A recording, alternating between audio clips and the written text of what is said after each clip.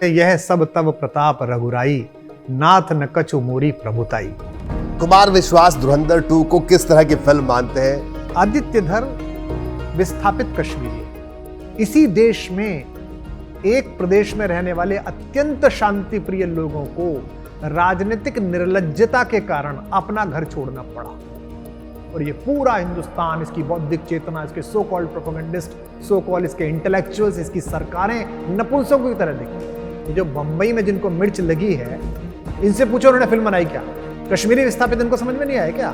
इन्होंने देखे क्या? तो आप ये जो बॉलीवुड के स्थापित डायरेक्टर्स और ये तमाम लोग हैं, आप कह रहे हैं कि इन्होंने प्रोपेगेंडा किया। प्रोपेगेंडा किया इन्होंने, अब उसने कर दिया एक प्रोपेगेंडा। क्राफ्ट के साथ किया है इस बार लड़के ने, मेहनत के साथ किया है, डिटेलिंग के साथ किया है, तो आपको आग लग गई है। और लेकिन आपने पहले ही भविष्यवाणी कर दी थी कि राघव चड्ढा को एक दिन बाहर होना होगा, और अब वो बाहर हो गए। राजनीति में सबसे अच्छा यही है कि आप जिनकी सीढ़ियां बना के चढ़े, जब आप छत पे पहुंच जाए तो सीढ़ी में लात मार दे ताकि पीछे से कोई न चढ़ाए। अमेठी में आपने चुनाव लड़ा और अकेला भी आपको मैंने वहां पर देखा। हाँ, तो वो षड्यंत्र पूर्वक भेजा गया था मुझे जी। उसमें ये था कि सांप और ये अंदर कमरे में है, बंद कर दो, या तो सांप मरेगा ये मरेंगे, दोनों में फायदा होगा। क्या लगता है 2027 में क्या अखिलेश यादव उत्तर प्रदेश में वापसी कर पाएंगे? ऐसा लगता है आपको आज के माहौल में? उत्तर प्रदेश के मैदान को आप एक तरफा मैदान ना माने। अभी आज जब मैं इंटरव्यू दे रहा हूं आपको, ऐसे समय में मैदान एक तरफा नहीं। और लोकसभा में अखिलेश यादव ट्रेलर भी दिखा चुके हैं। हाँ, और लोकसभा में अखिलेश यादव का जो चेक चला, वो चेक बाउंस नहीं हुआ है। बिल्कुल, वो चेक ऐसा नहीं है कि एक बार भुन गया तो खत्म हो गया। बहुत सारे लोगों को भ्रम है कि लोकसभा में चल गया अब नहीं चलेगा, नहीं। बल्कि मैं कहता हूं विधानसभा के चुनाव में वो ज्यादा शक्तिशाली है।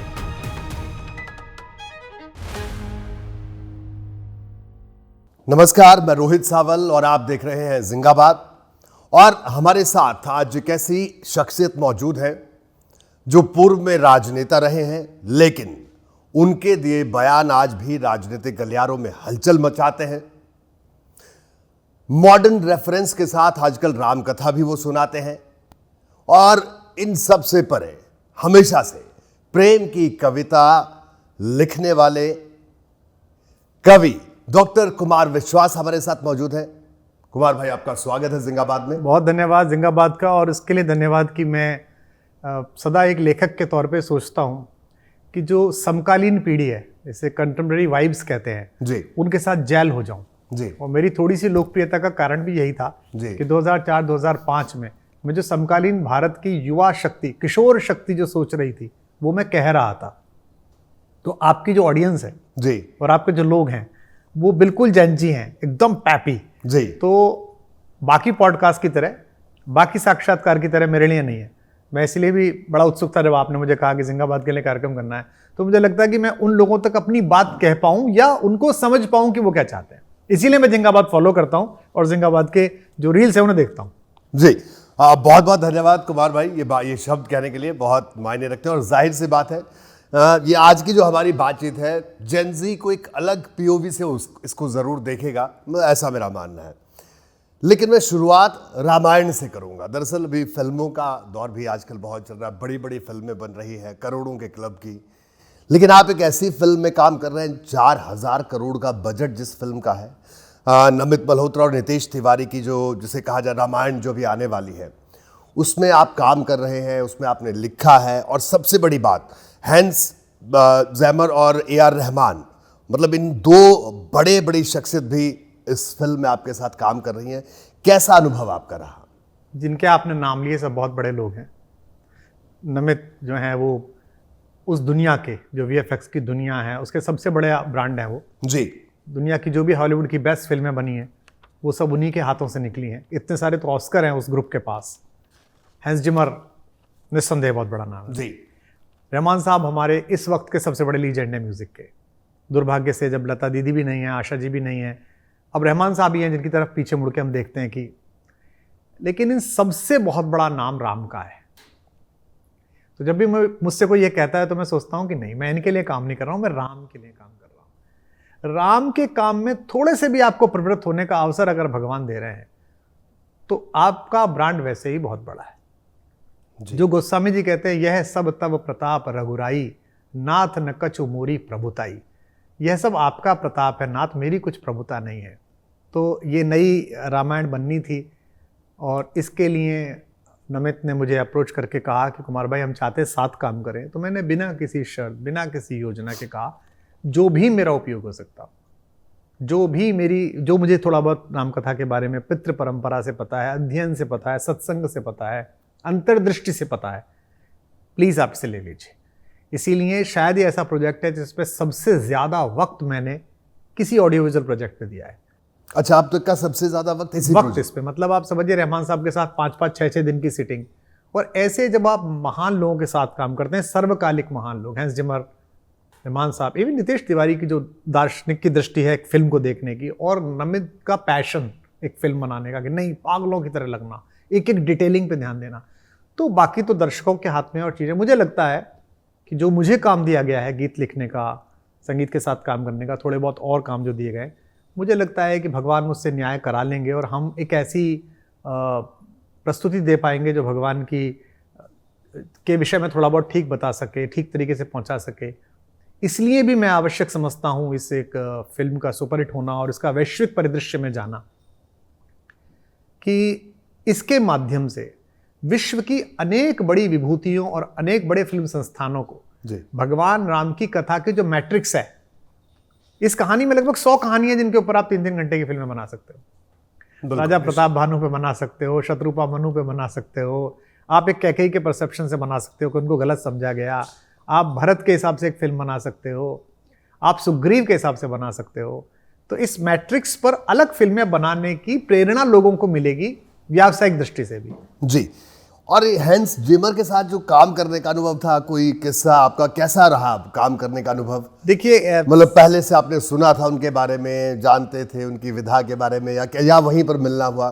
थोड़ा बहुत मैंने सुना था, मुझे उनके विषय में इतना नहीं पता था। वो तो हमारे फैमिली ग्रुप में, जिसमें मेरी भतीजियां, बच्चे सब लोग हैं जी, उसमें जब ये पहली बार किसी ने खबर डाली जी कि चाचा is working with A R. Rahman and Hans Zimmer ji, तो कुछ बच्चियों ने बहुत जबरदस्त लिखा, मेरी बेटियों ने, बड़े भाइयों के बच्चे ने, ओ चाचा यू रॉक्स, वाओ वंडरफुल। तो मैंने कहा कि अच्छा सचमुच इतना बड़ा है क्या? और रहमान साहब के साथ अच्छी बात क्या है कि आप रहमान साहब के साथ काम करिए, आपको उनके साथ रहते हुए कभी नहीं लगेगा कि आप किसी बहुत महान आदमी के साथ काम कर रहे हैं। उनका संगीत बताएगा कि एक महान आदमी, वो इतने सरलता के साथ रहते हैं, इतनी सरलता के साथ खाते पीते हैं, इतनी सरल बातें करते हैं, दर्शन की, अध्यात्म की, सूफीज़म की, देश के, हिंदुस्तान की, अलग अलग लैंग्वेज के कंसेप्ट की, कि आपको कभी जैसा मैं अक्सर कहता हूं कि बड़ा आदमी वो नहीं है जिसके पास सफलताएं बड़ी हो, बड़ा आदमी वो है जिससे मिलने पर आपको खुद को छोटा अनुभव ना हो। तो ये सब जो लोग हैं, चाहे वो हैंस जिमर हों, चाहे रहमान साहब हो, जिनके साथ काम करने का मौका मिल रहा है, ये सब अपनी कला से बड़े लोग हैं और ये आपको कभी भी ऐसा अनुभव नहीं कराते कि आप इनके साथ पहली बार काम कर रहे हैं। जी बिल्कुल। कुमार भाई, आपसे बात करेंगे अभी, राम पर भी बात होगी, राम कथा पर भी बात होगी, लेकिन जैसे मैंने शुरुआत में जब मैं अब दर्शकों से परिचय करवा रहा था, हालांकि आप किसी परिचय के मोहताज नहीं है लेकिन एक बात ये बताइए, राजनीति की बात मैं आपसे ज़रूर करूँगा। अभी आज के दिनों में राघव चड्ढा का बड़ा मामला चल रहा है साहब, अरविंद केजरीवाल जी के ब्लू आइड बॉय वो रहे, और लेकिन आपने पहले ही भविष्यवाणी कर दी थी कि राघव चड्ढा को एक दिन बाहर होना होगा, और अब वो बाहर हो गए। क्या कहेंगे कुमार भाई? वो विषय जिस पे आप बात कर रहे हैं वो विषय मुझसे छूटा हुआ विषय है, मैं उस पर कोई टिप्पणी करता नहीं हूँ पिछले 1.5-2 वर्ष से, क्योंकि उसका दंड उसे मिला। जिस आदमी ने भी भारत की उम्मीदों के साथ धोखा किया उसको दंड मिला, और अभी और भी मिलेगा। ईश्वर का न्याय अगर सत्य है तो और भी मिलेगा। इसमें मेरे को ना सुख है ना दुख है, बस दुख इसी बात का है कि एक बड़े समाज में उम्मीद बहुत मुश्किल से पैदा होती है। ईश्वरीय प्रक्रिया को प्रारंभ करने वाली माँ के बारे में कहा जाता है कि उम्मीद से है, हमारी बहू उम्मीद से है ना? तो ऐसा देश जब उम्मीद से होता है कि कुछ होगा, और आप उस उम्मीद को अपने निजी स्वार्थ के लिए, निजी टुच्चेपन के लिए, निजी आनंद के लिए, अपने मनोरंजन करने वाले स्त्री पुरुषों को सम्मोहित और संतुष्ट करने के लिए आप उसका दुरुपयोग कर लें, तो आप स्वयं तो आनंदित होते हैं लेकिन आप एक बड़ी उम्मीद को धोखा दे रहे होते हैं। ये बाबा खड़क सिंह जैसी कहानी है कि घोड़े को ले तो जाना पर दुनिया को मत बताना, अन्यथा दुनिया अपाहिजों पर दया करना बंद कर देगी। ये ऐसी कहानी है। तो वो तो मेरे मन से क्यों निकला था 2 वर्ष पहले, वाक्य मुझे नहीं पता। बहुत सारी चीज़ें मेरे जीवन में ऐसी होती हैं जिनके विषय में मुझे नहीं पता होता, लेकिन वो हो जाती है। हाँ, मतलब मैं साधना में बैठता हूँ, साधना करता हूँ, तो मैंने खुद को भी कई बार अपने वीडियोस खुद देखे हैं मंच पर बोलते हुए। 3-3 घंटे जब बोलता हूँ, 5 दिन 15 घंटे बोलना हुआ जी। तो मुझे लगता है ये प्रसंग तो मुझे पता नहीं था, या ये पंक्ति मेरे मुंह से क्यों निकली, मैंने कभी सोची भी नहीं थी, या ये दृष्टि क्यों निकली, कभी सोची नहीं थी। तो इसका मतलब मैं थोड़ा सा आध्यात्मिक आदमी हूँ। मैं मानता हूँ कि कोई अलग अनुभूति है जो आपको माध्यम बना के अपनी बात कहती है जगत से। तो अगर 2 वर्ष पहले आप जैसे ही किसी मित्र के साथ बैठ के मैंने एक पॉडकास्ट में ये कहा कि अगला शिकार वो बालक होगा, तो उसकी कोई वैज्ञानिक कारण नहीं था, मेरे पास कोई ऐसी इनपुट्स नहीं थे अंदर से। हालांकि बहुत लोग अभी वहां हैं जो वहां फंसे हुए हैं, लेकिन मुझसे अपना दुख साझा करते हैं, बोलते हैं, बात करते हैं, मिल जाते हैं, फोन करते हैं, मैं सुन लेता हूँ, हाँ ठीक है भाई, देखो आप अपना देखो। ऐसी कोई और भविष्यवाणी किसी और के मामले में? समय आएगा तो कर दूंगा, अभी तो नहीं निकल रही, आएगा तो कर दूंगा। जब आएगी तो किसी भी जगह पे कर दूंगा, कहीं मंच से निकल जाएगी, मुझे नहीं पता। जैसे 2006 में अगर दिल्ली में जिस समय अनुकूल माहौल नहीं था अहमदाबाद के मुख्यमंत्री का, और मेरे मुंह से 1 लाख लोगों के सामने निकली कि ये क्षण है सरस्वती जिह्वा पर है, आप इस देश के प्रधानमंत्री बनेंगे, तो मैं कोई राजनीतिक विश्लेषक नहीं था। मुझे नहीं पता था कि कांग्रेस अपीसमेंट के इस हद पर आ जाएगी, मुझे नहीं पता था कि अन्ना आंदोलन इतना ज़्यादा जनता के अंदर आक्रोश बढ़ देगा, मुझे नहीं पता था कि पुरानी एक पूरी जमी हुई व्यवस्था जो पसंद नहीं कर रही है उन्हें, उनकी लोकप्रियता इस व्यवस्था को पीछे कर देगी, नेपथ्य में कर देगी, और वो भारत संभाल लेंगे।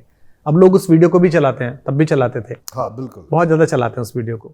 नहीं था कोई ऐसा मेरा वो भी नहीं था कि मैं कोई चमचागिरी में बात कह दूं या अतिरेक में बात कह दूं, क्योंकि दिल्ली में जो व्यवस्था थी वो मेरे ज़्यादा निकट थी, उसको ये बड़ा बुरा लगा था मेरा कहना जी। और मुझे याद है कि मैं आज भी जब आया था, वो दिवंगत हो गए, उन्होंने मुझसे कहा भी था कि तुम तो बनाइए आए हो ना, तो मैं शांत रह गया क्योंकि वो निकली थी मेरे मुंह से। तो कोई भी बात अगर निकल रही है इस तरह की बातें, तो ये कोई राजनीतिक भविष्यवाणी नहीं है। मुझे लगता है कि इतने दिन का पढ़ना लिखना साधना, जनता उससे एकाकार होना उस समय पर, अच्छा केवल अच्छी बातें नहीं है, इनमें कई बातें ऐसी भी निकलती हैं जो जनता को बुरी लगती हैं, जो लोगों और लोगों के चमचों को बुरी लग जाती हैं, दलों को बुरी लग जाती हैं, ये भी तो निकलती है ना, अभी पीछे निकल जाएगी, 2-4 बार निकल गई, निकल जाती हैं। तो मैं इसका बुरा नहीं मानता, मुझे इसका दुख नहीं होता कि मुझे गालियां पड़ी या लोगों ने मुझे ट्रोलिंग की या उनके चमचों ने मुझे परेशान करा। मुझे लगता है ठीक है, मैं थोड़ी बोल रहा था भाई, कोई और अंदर से बोल रहा था, निकल गया। कुमार भाई, आप तो यारों के यार हैं मेरे, आपके कई दोस्तों से बात हुई, मेरी रिसर्च टीम ने बात की जब हम आपका इंटरव्यू करने आने वाले थे इससे पहले, कि आपके कई दोस्तों ने कहा कि कुमार विश्वास यारों के यार हैं और मुश्किल वक्त में वो खड़े होते हैं। राघव चड्ढा के इस मुश्किल वक्त में आप उनके साथ खड़े हुए, आपने उनका हालचाल लिया? राघव का कोई मुश्किल वक्त नहीं है, नहीं, राजनीति से इस तरह से अलग 2013 के इलेक्शन के टाइम मैं इलेक्शन संभाल रहा था पूरा, तो हम लोग पहली पार्टी थे भारत की जिसने पॉलिटिकल इंटर्न्स के लिए विज्ञापन दिया कि अगर आप पॉलिटिकल पार्टी का हिस्सा बनना चाहते हैं और आप प्रोफेशनल हैं, चार्टर्ड अकाउंटेंट हैं, वकील हैं, गायक हैं, कवि हैं, तो आइए हमारे साथ ज्वाइन करिए। सो उस इंटर्न्स के लिए हमारे एक वकील साहब हमारे साथ काम करते थे, नाम लेना आप ठीक नहीं है, सुप्रीम कोर्ट के बड़े वकील हैं, उन्होंने मुझे कहा कि कुमार भाई जरा ये एक लड़का देख लीजिए, मेरे यहाँ आता है। अच्छा, तो मैं राघव से मिला, राघव आया, तो हमने टीम बनाई थी 5-5 लोगों की, सीए और वकील की, जो 5-5 विधायकों के आवेदन पत्र चेक कर रहे थे कि आवेदन पत्र ठीक जा रहा है कि नहीं। 70 विधानसभा थी, तो 5 एक टीम को, 5 एक टीम को, जिसमें एक चार्टर्ड अकाउंटेंट, 2 वकील, एक चार्टर, मैंने बनाई थी। उनमें सबसे पहले जो टीम लौट के आई 2 घंटे के अंदर ही कि सब मैंने चेक कर लिया, सब सही है, वो उस टीम में राघव था।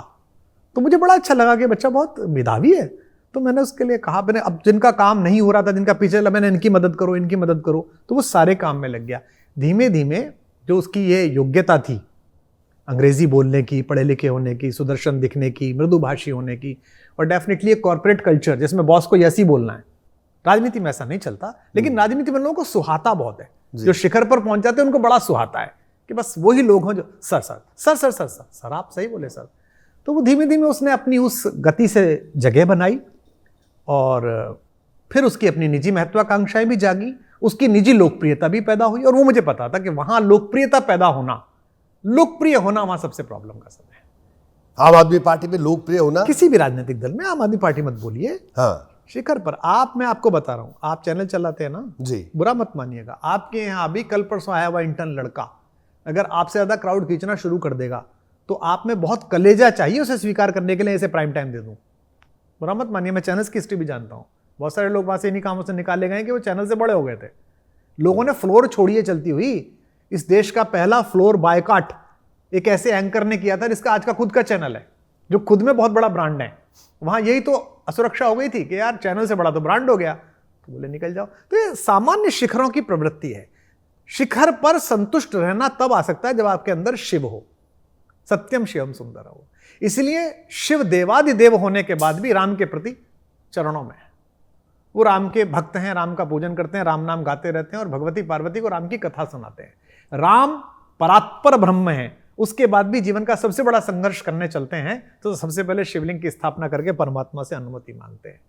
शिखरों का सौहार्द तभी होता है जब आपके हृदय में राम हो या आपके हाथ में शिव हो, आपके हृदय में सत्ता हो, आपके हृदय में शक्ति हो, आपके हृदय में चंदे के पैसे हो, आपके हृदय में दलालियां हो, दारू की जमीनों की, तो शिवत्व स्थापित नहीं होते। इसलिए मुझे पता था कि ये इसका कुछ होगा नहीं।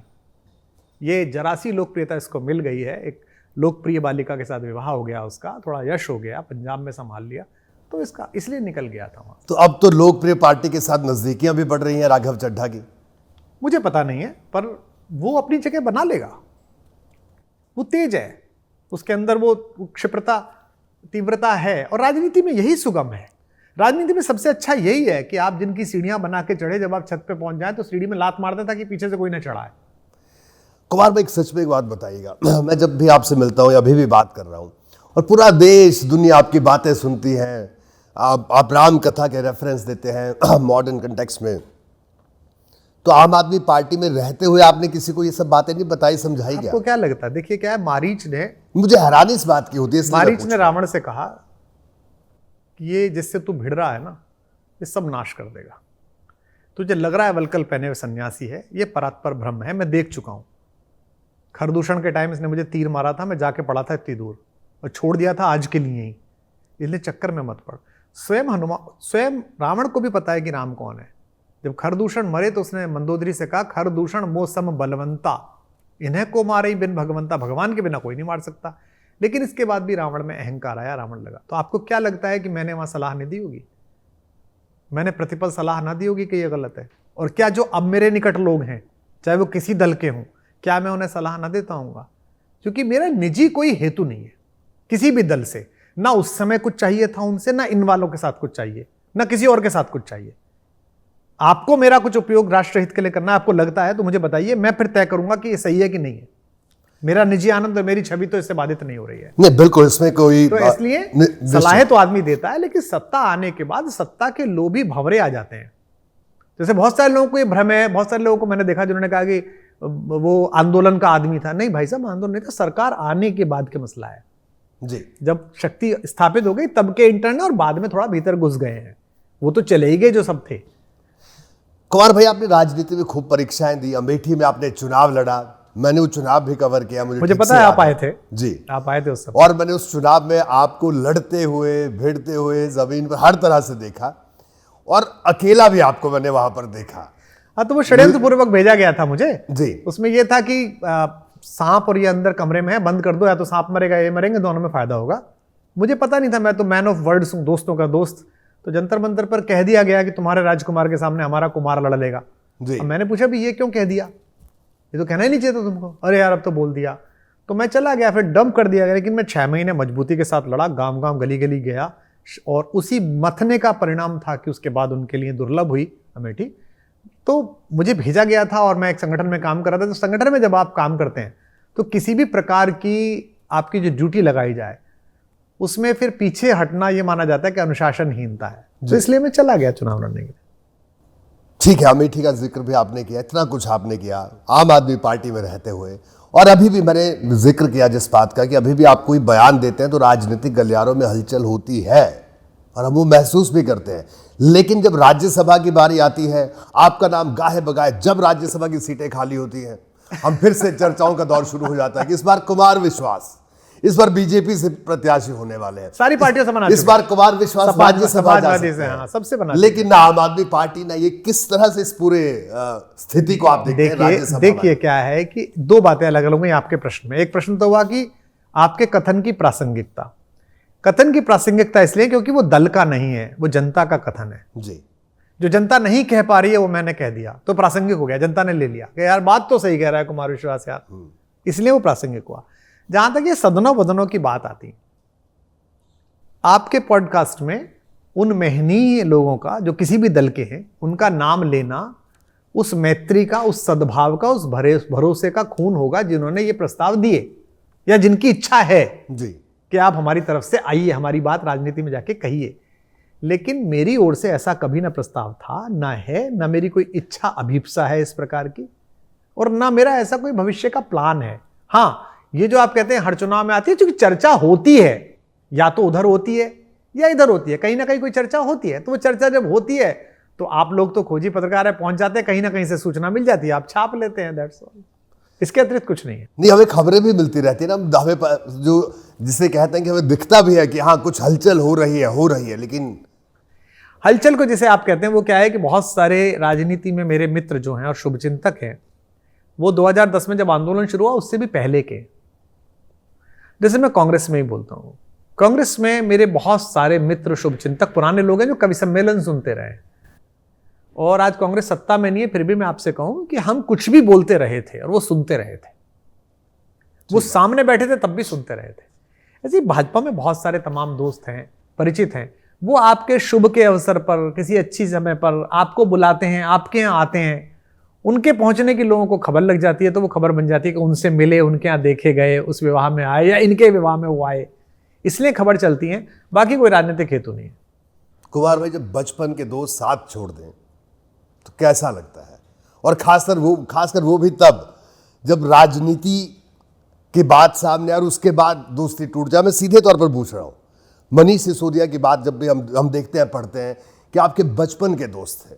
देखिए, मतलब बचपन के दोस्त एक तो मतलब जिसे कहा जाए वो तो ताउम्र देखिए क्या साथ निभाते हैं। आपको मैं बताऊं कि एक समय था तब इस पर दुख होता था, एक समय था जब इस पर गुस्सा आता था, एक समय था जब इसमें प्रतिशोध भी जगता था, और मेरे बयानों में, मेरी कविताओं में वो दिखता था, वो छल। उसमें बहुत सारा जनता के साथ जो छल है वो, उम्मीद के साथ जो छल है वो, और निजी पीड़ा, तीनों मिलती थी। लेकिन धीमे धीमे वो क्रोध जाता रहा।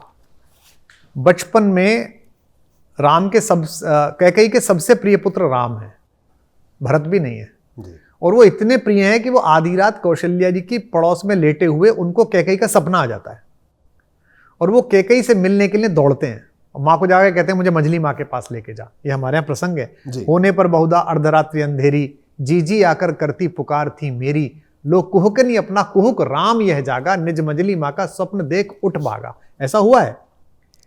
लेकिन धीमे धीमे राम के विरोध में उनके मन में घृणा आई, देवताओं के कारण आई या किसी कारण आई, लेकिन राम ने कभी भी कैकेयी को इस बात के लिए उत्तरदायित्व नहीं माना।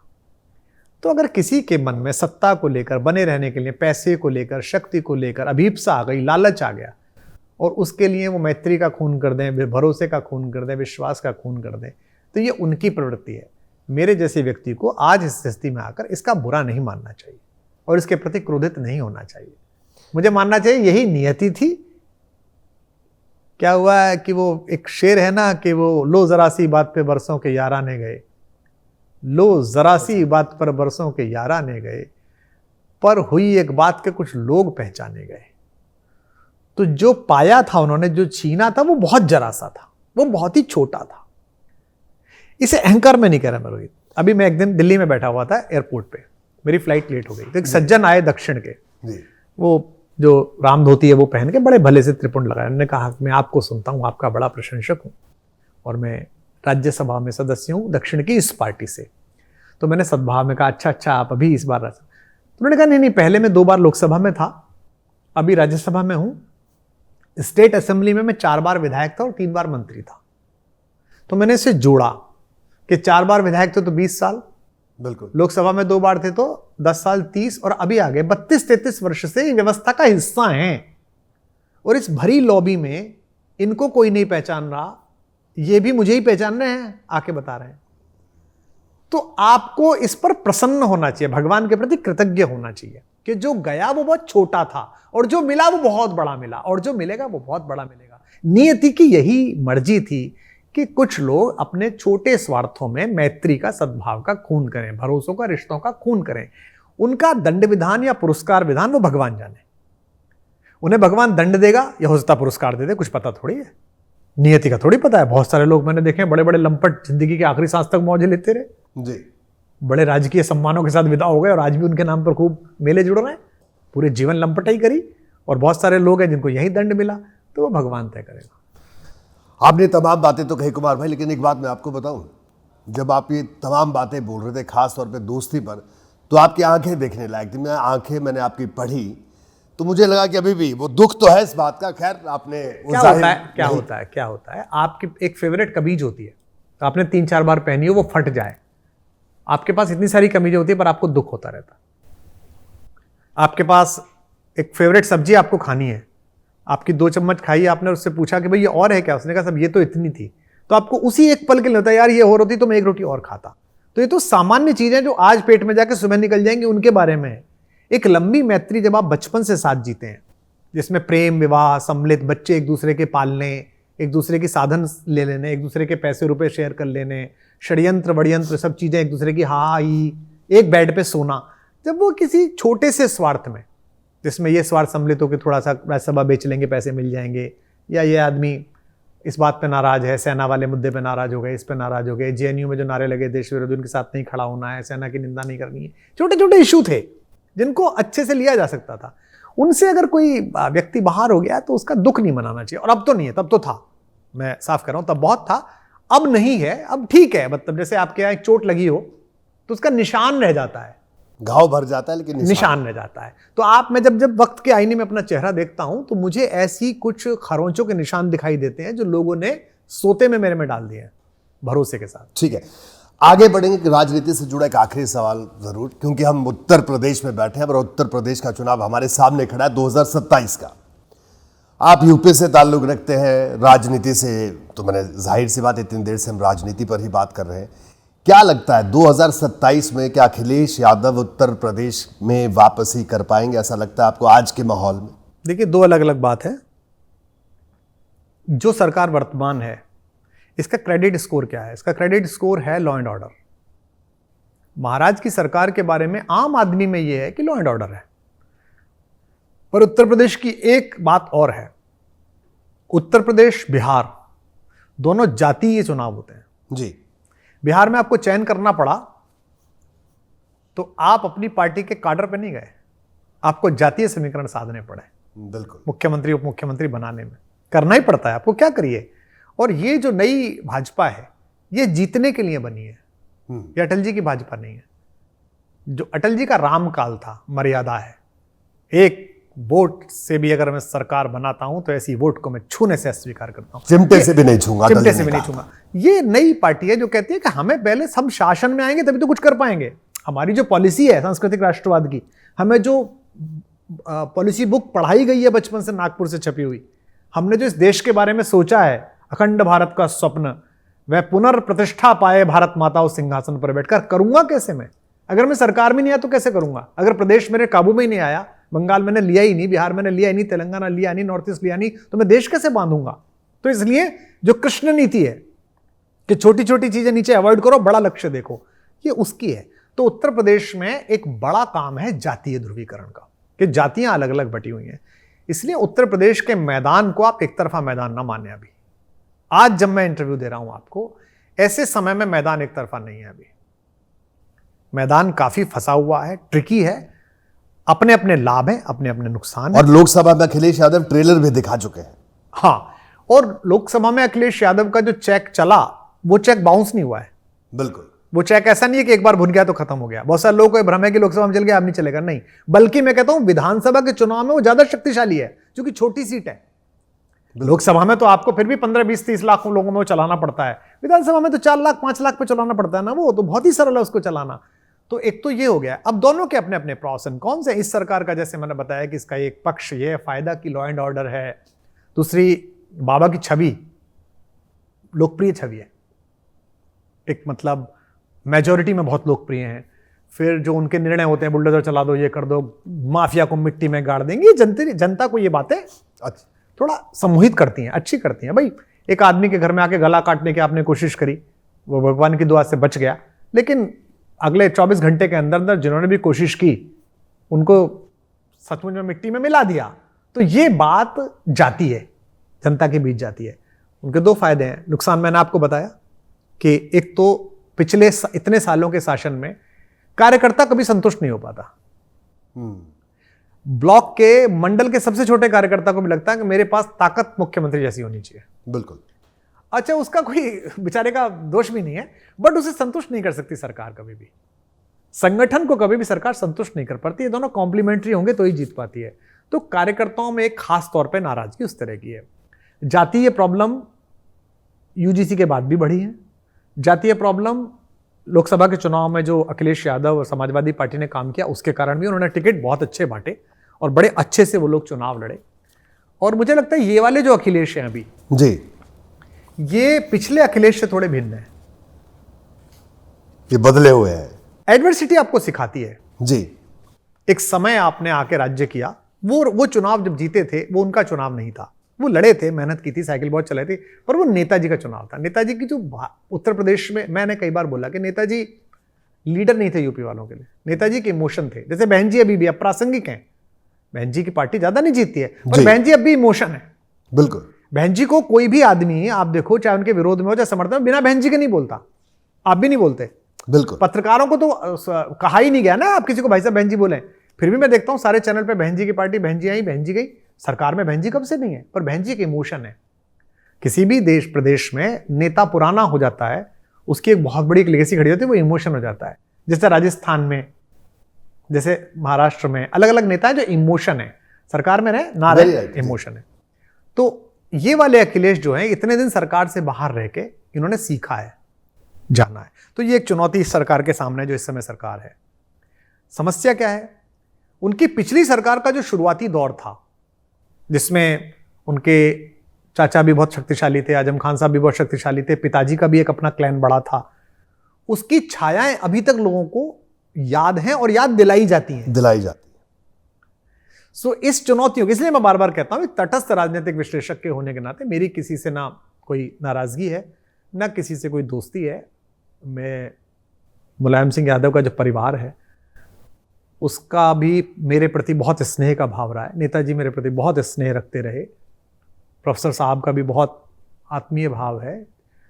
शिवपाल चाचा जी का भी बहुत मेरे प्रति, और अखिलेश जी से भी मेरी मैत्री जो है वो बहुत सहज, सरल और बिना किसी इच्छा किए। वो सरकार में थे, मैं कभी उनके द्वार पर भी नहीं गया, किसी मेरा कोई काम ही नहीं था और ना पड़ेगा। और ये सरकार है, ये तो जानते ही है कि इनके साथ तो मेरी मैत्री ठीक है ही। वर्ष में एक बार मैं जाता हूँ, बुलाते हैं, बैठते हैं, कविताएं सुनते हैं, सब है। पर अभी मैदान खुला हुआ है और अच्छी बात है। लोकतंत्र में यही अच्छा है कि दोनों शक्तियां अपनी पूरी ताकत के साथ अपना प्रस्ताव लेकर मतदाता के पास जाएं। नहीं, लेकिन आपका विश्लेषण तो सीधे तौर पर कह रहा है कि यूपी की लड़ाई बड़ी कांटे की होने वाली है और अखिलेश यादव भी पूरे दमखम के साथ है और उनके लिए अस्तित्व की लड़ाई है जी।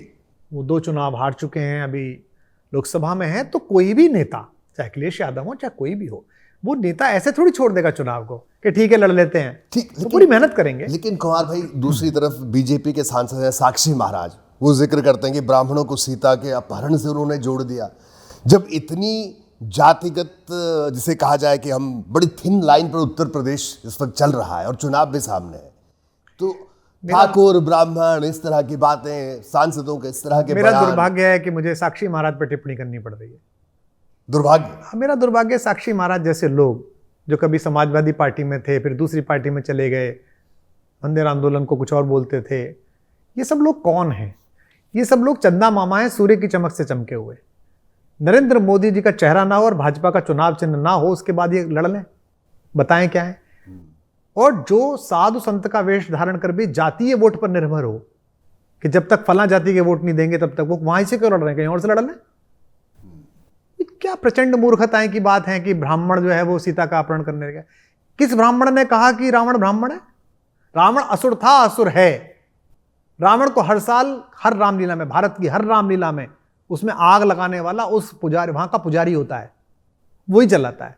ब्राह्मण ने कभी इस बात का भेष नहीं करा कि कृष्ण जो है वो अहीर हैं। कृष्ण भगवान है, परात्पर ब्रह्म है, मेरे देवताएं हैं। कभी नहीं कहा उसने कि राम क्षत्रिय हैं, राम मेरे देवताएं हैं। अगर ऐसा होता तो परशुराम की पूजा करता सबसे ज्यादा राम ब्राह्मण, सबसे ज्यादा मंदिर परशुराम के मिलते। लेकिन उन्होंने पूर्णावतार कृष्ण को माना, राम जी की मर्यादा के प्रति, परशुराम जी के प्रति भी उनका आदर है, उन्हें भी हम स्मरण ही करते हैं। तो ये तो ऐसी बातें कहना तो दूसरे पक्ष को मजबूत करने जैसा है। अपनी एक छोटी सी लोकप्रियता के लिए आप ये बेवकूफी की बात कर रहे हैं। जैसे तैसे देखिए नरेंद्र मोदी का क्या योगदान है भारतीय राजनीति में। 14 में उनके चुनाव से पहले भारतीय जनता पार्टी बाबू साहबों की पार्टी थी जी, ब्राह्मण बनियों की पार्टी थी, थोड़े से राजपूत आते थे। जब उन्होंने कहा मैं अच्छी पिछड़ा वर्ग से आता हूं, मैं पिछड़ा हूं, इसलिए मुझ पर हमला हो रहा है, तो पिछड़ों ने भरोसा करा उन पर, करे अच्छा अपना आदमी है, चलो हमारी बात समझेगा। और प्रधानमंत्री की सारी योजनाएं आप देखिएगा पिछले 10-12 वर्षों में, वो दलितों, वंचितों, पिछड़ों के चारों तरफ चली। उनके घर पे चूल्हा जाए, उनके घर पे शौचालय बने, प्रधानमंत्री आवास दे दो उन्हें, है ना, ये चली। बाकी क्षेत्र में काम किया, लेकिन इसकी तरफ उनका ध्यान बार बार रहा। तो उन्होंने जिस प्लैंक को लाकर आपकी पार्टी की लाइन से जोड़ा, आप ऐसी बातें करके तो पूरा मामला बिगाड़ दे रहे हैं। तो ये लोग बेसिकली भार हैं, ये जिस दल में हैं वहां भार हैं। ये ऐसे दुर्भाग्य है कि इनका कोई अनुशासन नहीं है। मुझे दुख इस बात का नहीं है कि उस व्यक्ति ने ऐसी बात कही, ये मेरे दुख का विषय नहीं है। मुझे दुख का विषय है कि उस आदमी को अनुशासन में नहीं लाया गया, उसे कहा नहीं गया कि मूर्खतापूर्ण बात मत करिए आप, या अभद्र बातें मत करिए, क्योंकि फिर वोट बैंक की राजनीति होगी।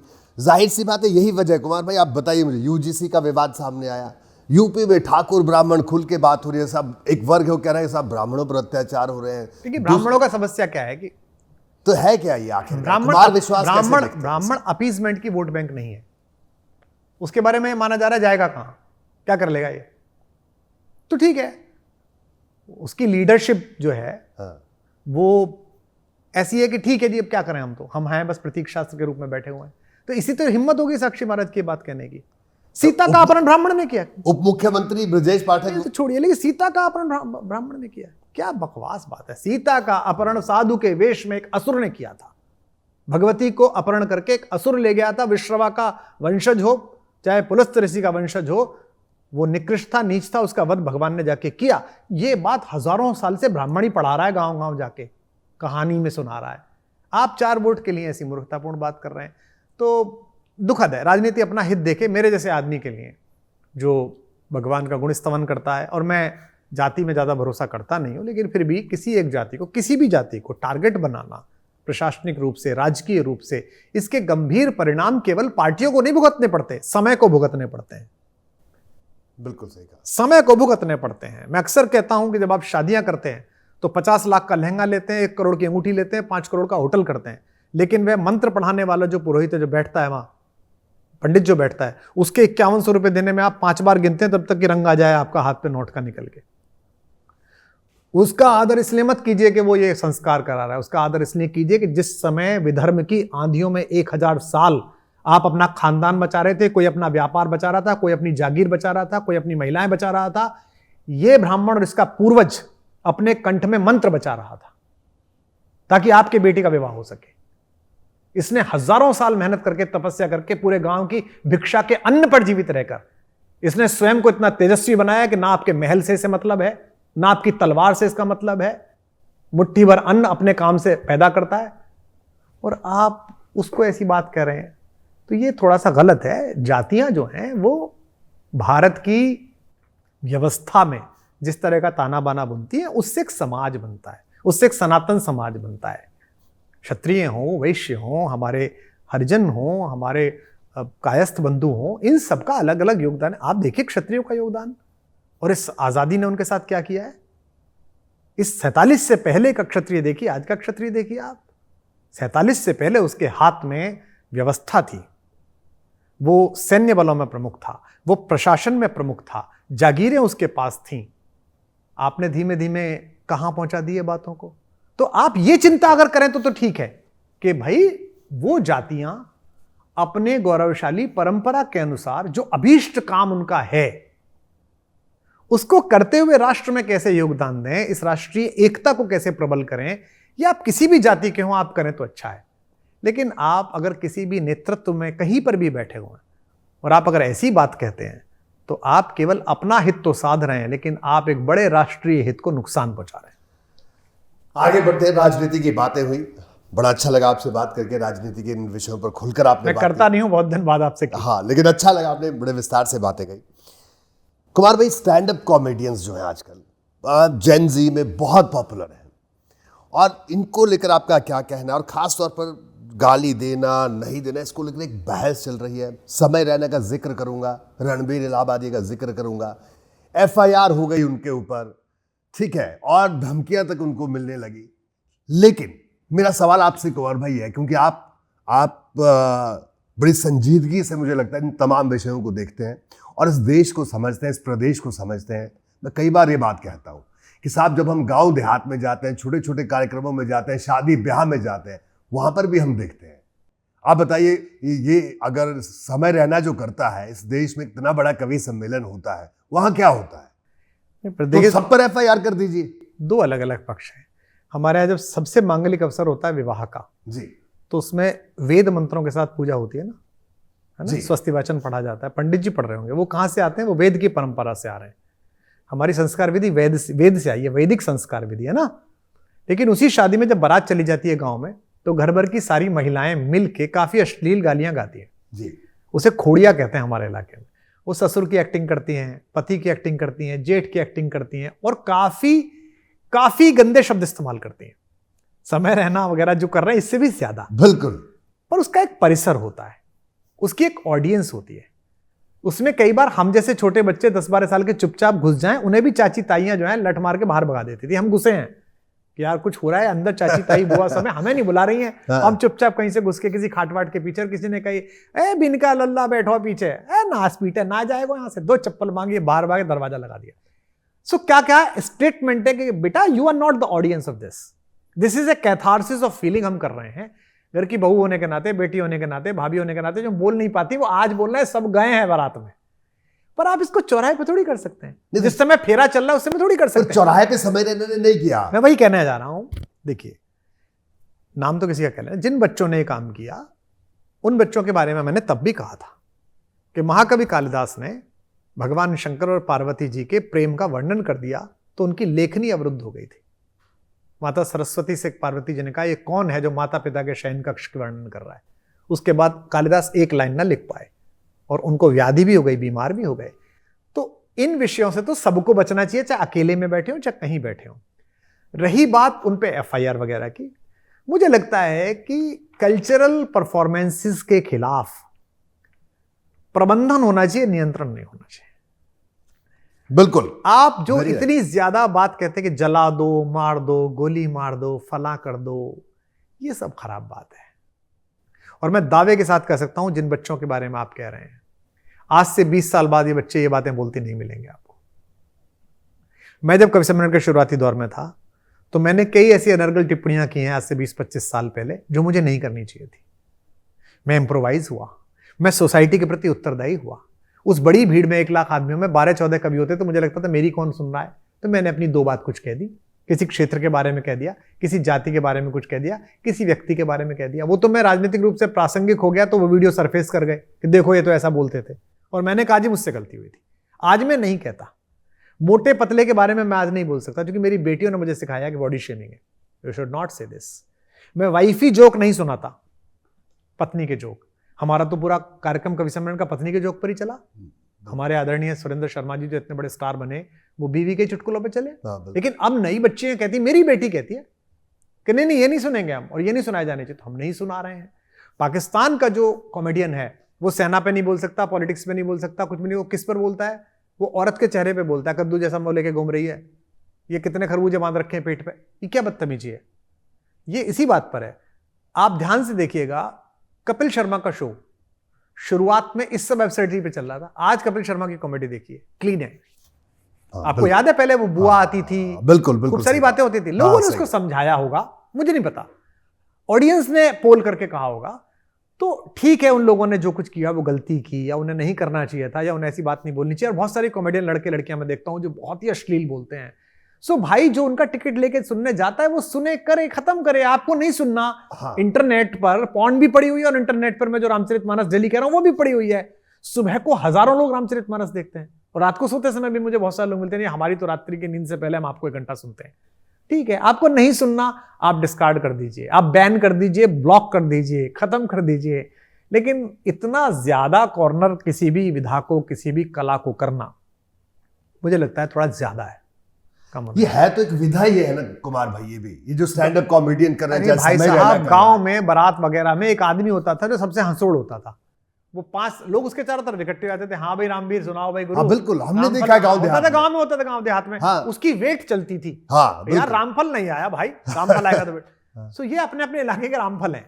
तो ये कई बार ऐसी बातें कह रहे हैं जो सोसाइटी के लिए ठीक नहीं है, ठीक है, तो सोसाइटी को इसको मॉनिटर करके कहना चाहिए कि गलत है। और मैं दावा कर सकता हूं कि उन बच्चों के माँ बाप ने भी ये बात कही होगी। सोसाइटी मॉनिटर करती है, सरकार नहीं करती है। सरकार यहाँ तो सरकारें मॉनिटर कर रही है, एफआईआर तक करवा दी जाती है बेचारों पर। मुझे लगता है ये ज्यादा है, मुझे हाँ ये ज्यादा है। एक गायक ने कहा कि मुझे सुबह सुबह अजान की आवाज आती है, मुझे परेशानी होती है। उसको आपने थ्रेट दी थी एक जमाने में, ज्यादा था। उसको बेचारे को पता नहीं था नहीं बोलना है ये, उसने बोल दिया बस ऐसे ही कि यार पता नहीं इतनी जोर से भगवान को क्यों पुकारते हो।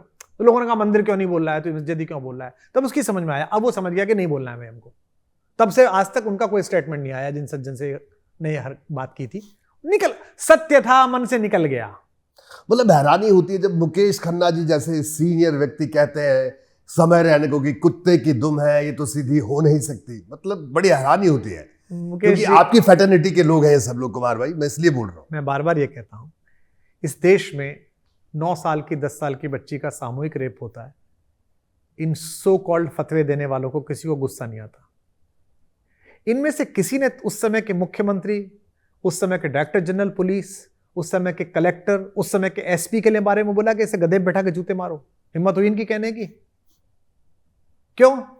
चूंकि वो पद पर बैठा हुआ है, डर लगता है आपको, हवा खराब होती है आपकी।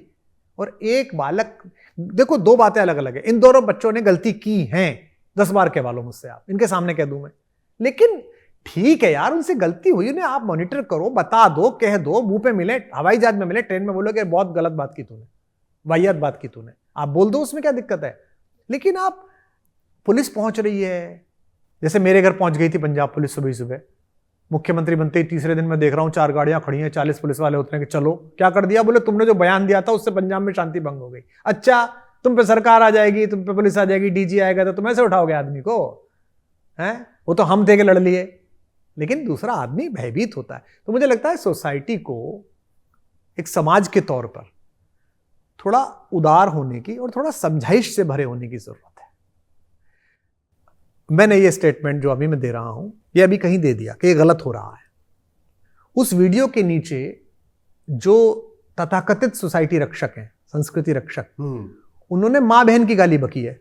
अब बताइए भाई, आप गाली के विरोध में गाली बक रहे हो। गाली के विरोध में गाली, कि गाली के विरोध में गाली बक रहे हो कि इसकी तो ऐसी की तो ऐसी, कुमार विश्वास ऐसे कैसे कह रहा है, मां की और बहन की, और ये 25 बातें चल रही हैं। क्या है? इससे आप ही एक्सपोज हो रहे हो। तो मुझे लगता है कि थोड़ा सा वक्त लगेगा, समझ लेंगे। आपने मैक्स अमीनी के खिलाफ गाली बकी क्या कभी? बहुत पॉपुलर आदमी है मैक्स अमीनी, और मेरे को तो बहुत अच्छा लगता है। बिल्कुल। आप 5 मिनट का स्टैंड अप देख लीजिए उसका, उसके 5 मिनट के स्टैंड अप में 10 बार वो बातें आती हैं जो मैं इसमें बोल नहीं सकता। बिल्कुल। अमेरिका ने बकी क्या उसके खिलाफ गाली? अभी जब भारत में आया था, वो बॉम्बे में उसने शो किया था, वही बातें उसने भारत में भी बोली। क्यों जी? तब क्यों नहीं बोले आप? तब तो नहीं आपने कहा गधे पे घुमा दो और ये कर दो और कुत्ते की पूंछ। ये क्या है? थोड़ा सा, मतलब मुझे लगता है खाली लोगों का काम है। खाली बैठे थे, चलो यही कर लेते हैं, उनको गाली बक देते। सही कहा आपने। आगे बढ़ते हैं। धुरंधर 2 आपने देखी कुमार भाई? जी, बहुत दिन बाद मैंने कोई फिल्म देखी। अच्छा, बहुत दिन मैंने लगभग 15 साल बाद थिएटर में कोई फिल्म देखी। 15 साल बाद। लेकिन एक पक्ष कह रहा है कि प्रोपेगेंडा फिल्म है। कुमार विश्वास धुरंधर 2 को किस तरह की फिल्म मानते हैं? क्योंकि आप कला को समझते हैं, जानते हैं, आप बताइए आपका नजरिया। देखिए, स्टीफन स्पिलबर्ग ने शिंडलर्स लिस्ट बनाई जी। स्टीफन स्पिलबर्ग जो है वो जू है, और वो सर्वाइवर है, उसकी फैमिली जी। वो हिटलर के अत्याचारों से बचे हुए परिवार की कहानी। जी। इतना साल लगा, इतने सारे ऑस्कर लिए, प्रोपेगेंडा नहीं थी क्या? जैसा हिटलर था थोड़ा बहुत तो मिलाया है उसमें, या वैसा ही दिखा दिया होगा। जो आदमी फिल्म बनाता है उसका एक पर्सनल थॉट प्रोसेस होता है, उसकी एक सोच होती है। आदित्य धर की एक सोच है, चीजों को लेकर दृष्टि है। आदित्य धर विस्थापित कश्मीरी है। इसी देश में एक प्रदेश में रहने वाले अत्यंत शांति प्रिय लोगों को राजनीतिक निर्लज्जता के कारण अपना घर छोड़ना पड़ा, और ये पूरा हिंदुस्तान, इसकी बौद्धिक चेतना, इसके so called propagandist, so called इसके इंटेलेक्चुअल्स, इसकी सरकारें नपुंसकों की तरह देखते रहे। 47 तो मैंने मान लिया अंग्रेज करके गए कि भारत के लोग इधर चले गए, उधर के लोग इधर आ गए, चलो मान लिया मैंने। अब कौन करके गया था भाई साहब? ये अपने घरों में बैठा हुआ सुबह सुबह शंकर का जाप करता हुआ, शंकराचार्य पे दर्शन करता हुआ भट्ट, सुबह सुबह अपना काम करता हुआ एक लिड्डू, सुबह सुबह अपना काम करता हुआ एक धर, अचानक आपके गुंडों ने कहा कि सुबह तक छोड़ जाओ, लड़कियां छोड़ जाओ, नहीं तो भाग रहा है बेचारा। आपने पूछा, आपने जम्मू में उनके शिविर देखे कभी? फिल्म बनाई किसी ने? ये जो बंबई में जिनको मिर्च लगी है, इनसे पूछो उन्होंने फिल्म बनाई क्या? कश्मीरी विस्थापित इनको समझ में नहीं आया क्या? इन्होंने देखे क्या? हमारे यहां प्रशांत भूषण ने कह दिया था, हमने घुस के बयान उसके घर में लिखवाया कि ये तुम्हारा पर्सनल बयान है। बदतमीजी है। हम इस कमरे में 6 आदमी बैठे हुए हैं, मुझ में आप में चुनाव होना है, आपके प्रिय 3 लोगों को मैं गोली मार दूं, क्या हुआ? चुनाव करवाएंगे। लोकतंत्र हुआ? भाई कैसे कह सकते हो रेफरेंडम कराओगे तुम?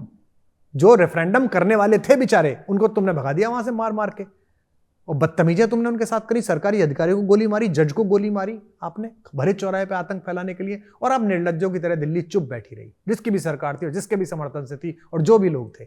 तो एक प्रोपेगेंडा तुम चलाते रहे हो कि हॉकी का कैप्टन तो कोई और था और तुमने कबीर खान बनाया।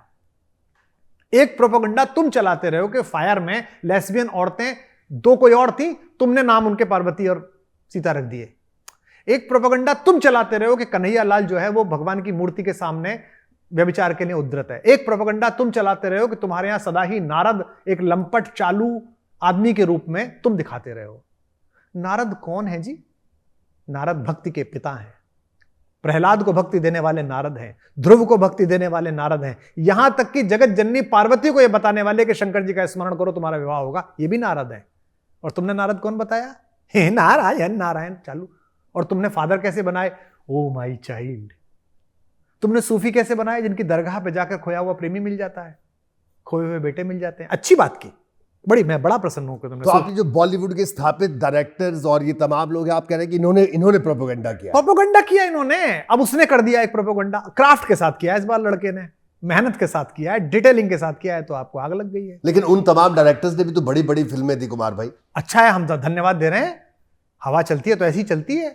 उस समय लोगों ने कम आवाज उठाई होगी। मैं कहां बोलता हॉल में नारद को देख। तो क्या आपका इशारा भी बांद्रा वालों की तरफ है, जो पिछले दिनों एक प्रसंग चला था? वो सब सारे आप बताइए ना कि उनको, आपने फिल्में इतनी देखी हैं, आप देखेंगे पुजारी आपको बदमाश मिलेगा। मैं तुझसे मिलने आई मंदिर जाने के बहाने, मैं नाम नहीं जोड़ा, मंदिर हटा के दोनों धर्म स्थान जोड़ दीजिए, गाना चल जाता, आग लगा दी जाती देश में। हाउ डेयर यू, तुम्हारी हिम्मत कैसे हुई ये कहने की? क्या दूसरे धर्म स्थान जाते हुए लड़के लड़कियों की आंखें नहीं लड़ती?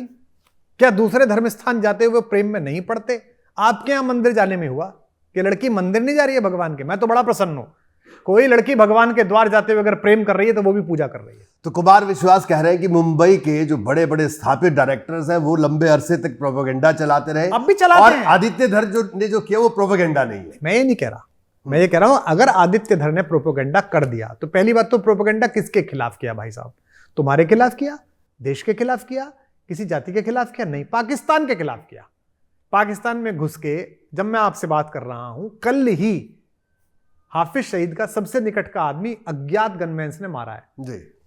पिछले 6-7 साल में अज्ञात गनमैन नाम की एक बड़ी विभूति भारत में पैदा हुई है, जो आपके शत्रुओं को, चाहे वो किसी देश के किसी हिस्से में हो, उनको मोक्ष प्रदान करने के लिए जाती है।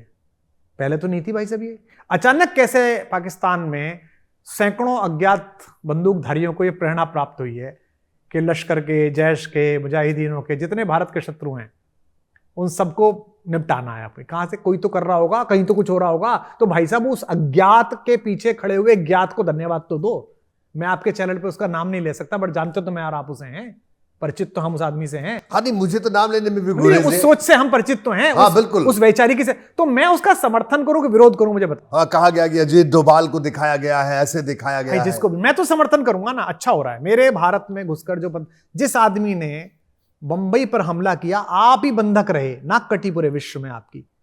अगर उन बंधकों को जिन्होंने हमला किया, जिन्होंने कंधार में आपकी नाक कटवाई, अगर उसको गोली मारते हुए दिखाया गया है और भारत के सुरक्षा सलाहकार से वो बात कर रहा है कि बोल भारत माता की जय, तो इस पर आप ताली बजाओगे कि गाली दोगे? मुझे एक सामान्य मुझे बताओ ना रोहित, आप बताओ, आप पहले बताओ ताकि आपके दर्शक जाने।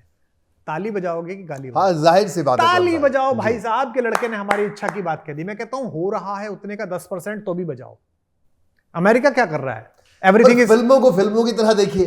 किसने बनाई है साहब? अमेरिका ने बनाई है, हॉलीवुड ने बनाई है, इन्होंने बनाई है। मैंने कहा बनाने वाला अपने हिसाब से बनाता है। मैं राम पर कविता लिखता हूं तो मेरे राम अलग हैं, कोई और राम पर कविता लिखता है तो इकबाल के राम इमाम हैं। इमाम कौन होता है? नमाज पढ़ाने वाला, भगवान नहीं है, क्योंकि उनके भगवान की कंसेप्ट ही नहीं थी। इकबाल कन्वर्टेड थे एक पीढ़ी पहले के, तो इकबाल कहते हैं, है राम के वजूद पर हिंदोस्ता को नाज, अहले नजर समझते हैं उनको इमाम हिंद कहा। मैं कहता हूं नहीं, परात्पर ब्रह्म है। इकबाल का बनाने वाला भी वही है। हालांकि इकबाल के बनाने वाले सचमुच में रामचंद्र जी हैं, 2 पीढ़ी पहले। इकबाल तो 1 पीढ़ी पहले ही आए थे, लेकिन पूरे विश्व के हैं।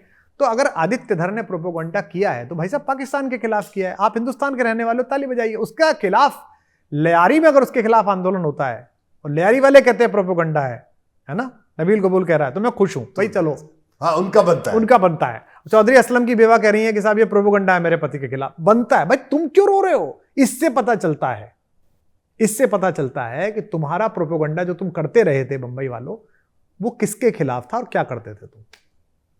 मैं तो खुश हूं, आई एम तो हैप्पी। तो आपने सीधा पूरा जवाब पूरे मुंबई वालों को आपने दे दिया। नहीं, मैंने तो आदित्य धर की प्रशंसा की है। मैं वो मेरा छोटा भाई जैसा है जी। और मैंने उसको फोन करके कहा कि बेटा तूने बहुत अच्छी फिल्म बनाई है, और वो जो लड़की है यामी, वो भी बहुत प्रतिभाशाली और वो बड़े अच्छे पति पत्नी सोच वाले लोग हैं। और आप देखिए कि संजय लीला बंसाली के कैंप में काम करके भी उसने एक एक्शन की इतनी बड़ी फिल्म बनाई। संजय लीला बंसाली के यहाँ तो मतलब थप्पड़ भी नहीं उठता। बिल्कुल एकदम रेशमी फिल्में बनती हैं। इसका मतलब डायरेक्शन का कौशल है। आप जो कह रहे हैं प्रोपोगंडा फिल्म, इस बार दुख जो हुआ है उन लोगों को जो प्रोपोगंडा कह रहे हैं, वो ये हुआ है कि बड़ा फाइन ट्यून प्रोपोगंडा हो गया गुरु। पहला वाला खराब होता था तो कहते कर रहे प्रोपोगंडा। इस बार बड़ा बारीक और महीन हुआ है, पकड़ में नहीं आ रहा है। एस्थेटिकली मतलब से बनाया गया, एस्थेटिकली प्रोफेशनली 2-2 हजार करोड़ रुपए कमा रही है फिल्म, तो परेशानी के क्या हो गया है। ठीक है कुमार भाई, कुछ और दूसरे सवालों पर बात है। बहुत आपने इस बार खुला हुआ इंटरव्यू लिया। नहीं, मजा आ रहा आपसे बात करके, हमें बहुत आनंद आ रहा आपसे बात करके, इतने डीपली इन तमाम चीजों पर डीप डाइव करने में। देखिए जेनजी की बात करें, मैं पड़ोसी मुल्क नेपाल की बात करूं, एक सवाल हमने कहा जेनजी को लेकर भी जरूर होगा आपसे कि वहां पे जेनजी पीएम बने, लेकिन उन्होंने स्टूडेंट पॉलिटिक्स में जो छात्र संघ चुनाव होते हैं उन पर ही बैन लगा दिया साहब। तो छात्रों को इस तरह से बैन लगाना, और हमारे देश में भी, हमारे प्रदेश में भी बैन लग रहा है, हाँ इसी तरह की स्थिति है, इसको किस तरह से आप देखते हैं? देखिए छात्र संघ चुनाव बहुत अच्छी चीज थी। छात्र संघ चुनाव बच्चों को राजनीतिक रूप से कुशल करने, अपना प्रचार करने, अपना भाषण देने, अपनी बात कहने का प्रतीक शास्त्र थे। लेकिन धीमे धीमे छात्र संघ चुनाव धनबल के, जाति ध्रुवीकरण के, धार्मिक ध्रुवीकरण के कारण बन गए। दिल्ली विश्वविद्यालय जैसे विश्वविद्यालय में जब छात्र संघ का पैनल लगता है दोनों तरफ से, तो वो जातीय आधार पर बनता है। इधर गुजर महासचिव लड़ाया जाएगा तो उधर सचिव लड़ाया, कितनी खराब बात है। जो बच्चे अभी, हाँ सही कह रहे हैं आप, बिल्कुल कच्चे हैं, 17-18 साल का बीए फर्स्ट ईयर का बच्चा आता है जो वोट देगा, है ना, हाँ, बिल्कुल उसके दिमाग में आप ये बातें डाल रहे हैं शुरुआत से, तो गलत बात। लेकिन क्या करें, उसमें रुचि किसकी होती है? केंद्रीय मंत्रियों की। ड्यूटी किसकी लगाई जाती है? वहां से। चूंकि वो छात्र संघ की जो जगह है वो रास्ता बन गई है कि यहां से जाएंगे, एंट्री पॉइंट। जैसे भारतीय जनता पार्टी में मैं देखता हूं बहुत सारे लोग जो हैं वो संघ को रास्ता समझते हैं। तो मेरे को एक सज्जन मिले तो उसके रहे मैं तो भाई साहब पुराना संघ का व्यक्ति हूं। तो मैंने कहा अच्छा, मेरे पिताजी भी संघ में थे। मैंने अच्छा क्या दायित्व था? तो बोले वो पिताजी हमारे जिलाध्यक्ष थे। तो उन्होंने समझ लिया है कि यहां से, अगर उन्हें ध्वजवंदना याद नहीं है, उन्हें परंपराएं पता नहीं है कुछ भी, वो उन्हें भी पता है कि लिखित कुछ है नहीं तो बोल दो। तो ऐसे ही छात्र संघ का जो चुनाव है वो एक परंपरा बन गया कि यहां से अगर आप गए तो आपको विधायक बनने में सुविधा होगी जी, फिर आपको चुनाव लड़ने में सुविधा होगी। तो उस पर रोक लगाना तो सही नहीं है, कुछ उसका इलाज निकलना चाहिए ताकि वहां किसी भी प्रकार से बाहर की राजनीति, जातीय राजनीति, धर्म की राजनीति, धनबल। आप सोचिए कि दिल्ली विश्वविद्यालय का चुनाव जब मैं सुनता हूं, मुझे तो पता नहीं, कई लोग आके कहते हैं कि 5-10 करोड़ रुपए का चुनाव होता है 1 वर्ष के लिए, अध्यक्ष का चुनाव, और उस तो बड़ी बड़ी रेंज रोवर उन सब गाड़ियों की लाइनें लगती हैं जब जाता है। तो क्यों हो रहा है चुनाव? हाँ, तो कुछ पैसे का वो भी नहीं है, आपको कोई शक्ति भी नहीं मिल रही है, बिल्कुल स्वाभाविक। तो ये बेसिकली हमारे युवा मस्तिष्क को राजनीतिक रूप से प्रदूषित करने वाले होते हैं। इनका कोई हल निकालना चाहिए शिक्षा मंत्री जी को और सरकारों को कि ये कैसे बिना बाह्य राजनीति से प्रभावित होकर एक आंतरिक चयन बने। मतलब ये समस्या हमारे देश में भी है, पड़ोसी मुल्कों वहाँ में भी है। भी बाकी तो बालेन के लिए शुभकामनाएं हैं, युवा हैं।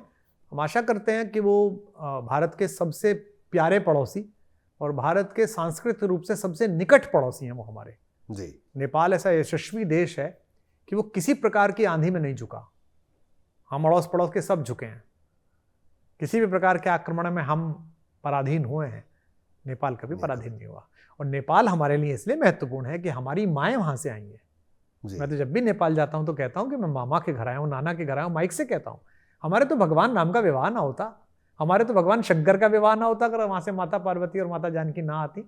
नेपाल से बहने वाली 700 नदियाँ छोटे छोटे वो उत्तर प्रदेश और बिहार में घुस के हमारी नसों में खून बनाती हैं।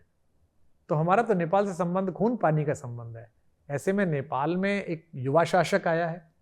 मैं आशा करता हूं कि वो विश्व की किसी भी शक्ति को दरकिनार करके अपने राष्ट्र का हित सोचते हुए भारत और नेपाल की मैत्री को पुष्ट करेंगे, क्योंकि हम दोनों देशों से ज्यादा मोहब्बत का और वर्थ का योग्य रिश्ता किसी से नहीं हो सकता उनका जो हमारा उनका है। बिल्कुल सही कहा। और दुर्भाग्य है कि पिछले कुछ वक्त में स्थितियां ऐसी बनी हैं। चलिए, जो गया वो वक्त गया, पर मैं बालेन से बड़ा आशावान हूं कि वो भारत में रहे भी हैं, उनको भारतीय ताना बाना पता है, बेंगलोर में पढ़े हैं। और दूसरे वो कलाकार हैं। कला का जो व्यक्ति होता है उसके अंदर एक आर्द्रता होती है, एक भावुकता होती है। तो और उनका जो मंत्रिमंडल आया है वो भी बड़ा युवा मंत्रिमंडल है और प्रधानमंत्री जी ने भी उनको बधाई दी है और भारत सरकार ने भी उनसे बात की है। मुझे इस बार बहुत आशा है उनसे कि हम पुराने मुद्दों को किसी चीन के उकसाने पर, किसी अमेरिका के फुसलाने पर, पाकिस्तान के ऐसे एजेंट जो काठमांडू में घूम रहे हैं उनके हित सही करने के चक्कर में बालेन जी और उनका मंत्रिमंडल ये सोचेगा कि नेपाल का हित किसमें है। और भारतीय होने के नाते नहीं कह रहा, विश्व नागरिक होने के नाते कह रहा हूं, नेपाल और भारत के हित एक दूसरे के साथ जबरदस्त गुथे हुए, ऐसे विश्व में किसी देश के नहीं। कुमार भाई, आगे बढ़ूंगा। आपके एक मित्र हैं संदीप शर्मा। हाँ, धार से है। तो हमारी जो रिसर्च टीम है उन्होंने उनसे बात की तो उन्होंने किस्सा सुनाया कि उन्होंने बताया कि किस तरह से 86-87 का किस्सा सुनाया कि आप कालिदास अकेडमी में डिबेट करने आप वहां पर गए थे और कालिदास की नायिकाएं उनके नायकों से श्रेष्ठ है। और जब वो हमारी रिसर्च टीम से बात कर रहे थे आपके मित्र संदीप शर्मा, तब उन्होंने बताया कि आपने ऐसे ऐसे तर्क वहां पर दिए। उन्होंने कहा उनको आज भी याद है। वो किस्सा जरूर सुनाइए। मैं बचपन से डिबेटर रहा हूँ। हमारे पिताजी का ये हम पर सब पर बड़ी कृपा रही कि हम पांचों भाई बहनों को उन्होंने बचपन से डिबेटर बनाया।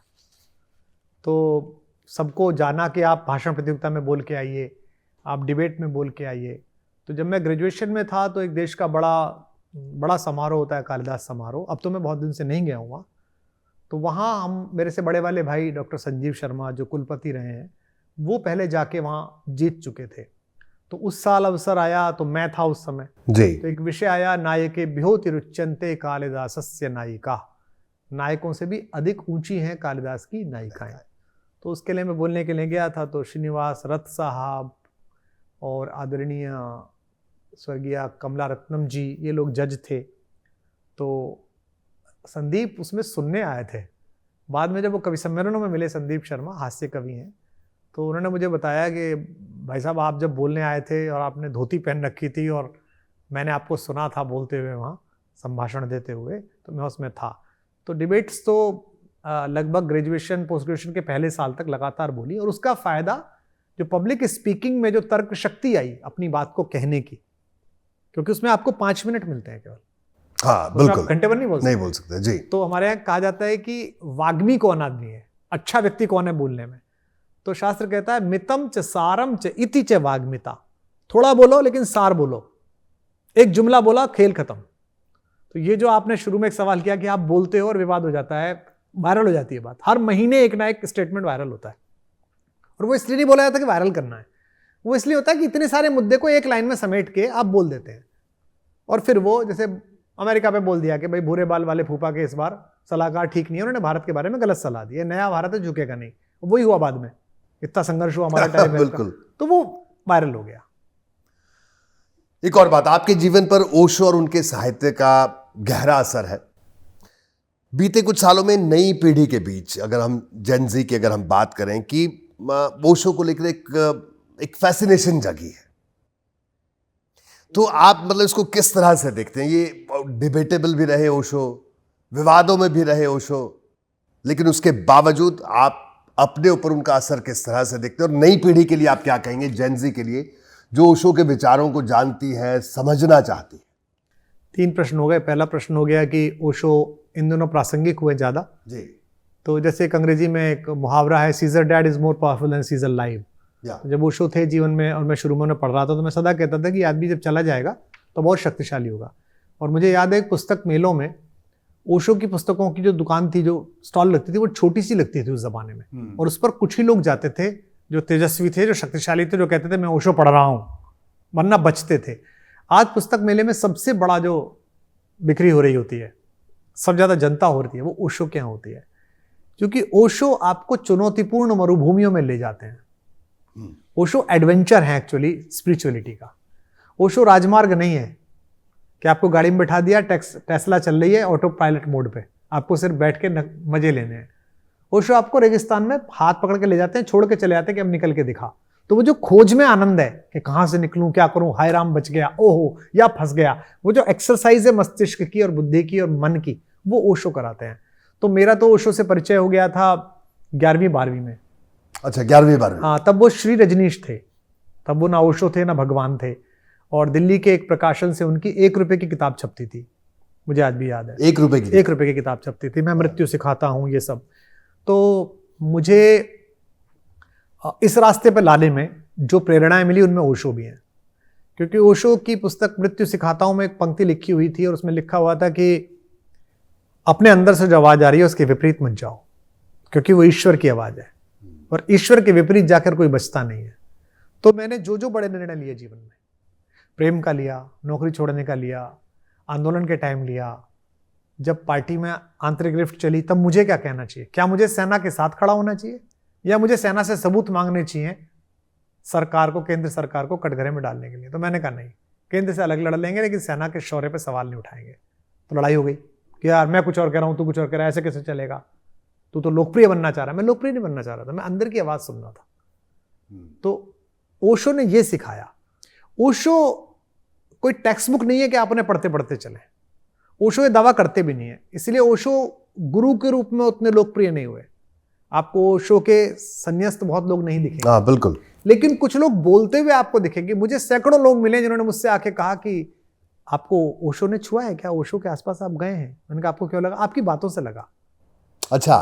तो जब तक किसी को पता नहीं था, जब तक मैंने बोला नहीं था, तब तक बहुत लोग मिले। ओशो कहते भी थे कि मेरा सन्यासी या मुझसे मिला हुआ आदमी या मेरे को जाना हुआ आदमी, वो 1000 की भीड़ में अलग दिखाई देगा इसके अंदर ओशो घटित हुए।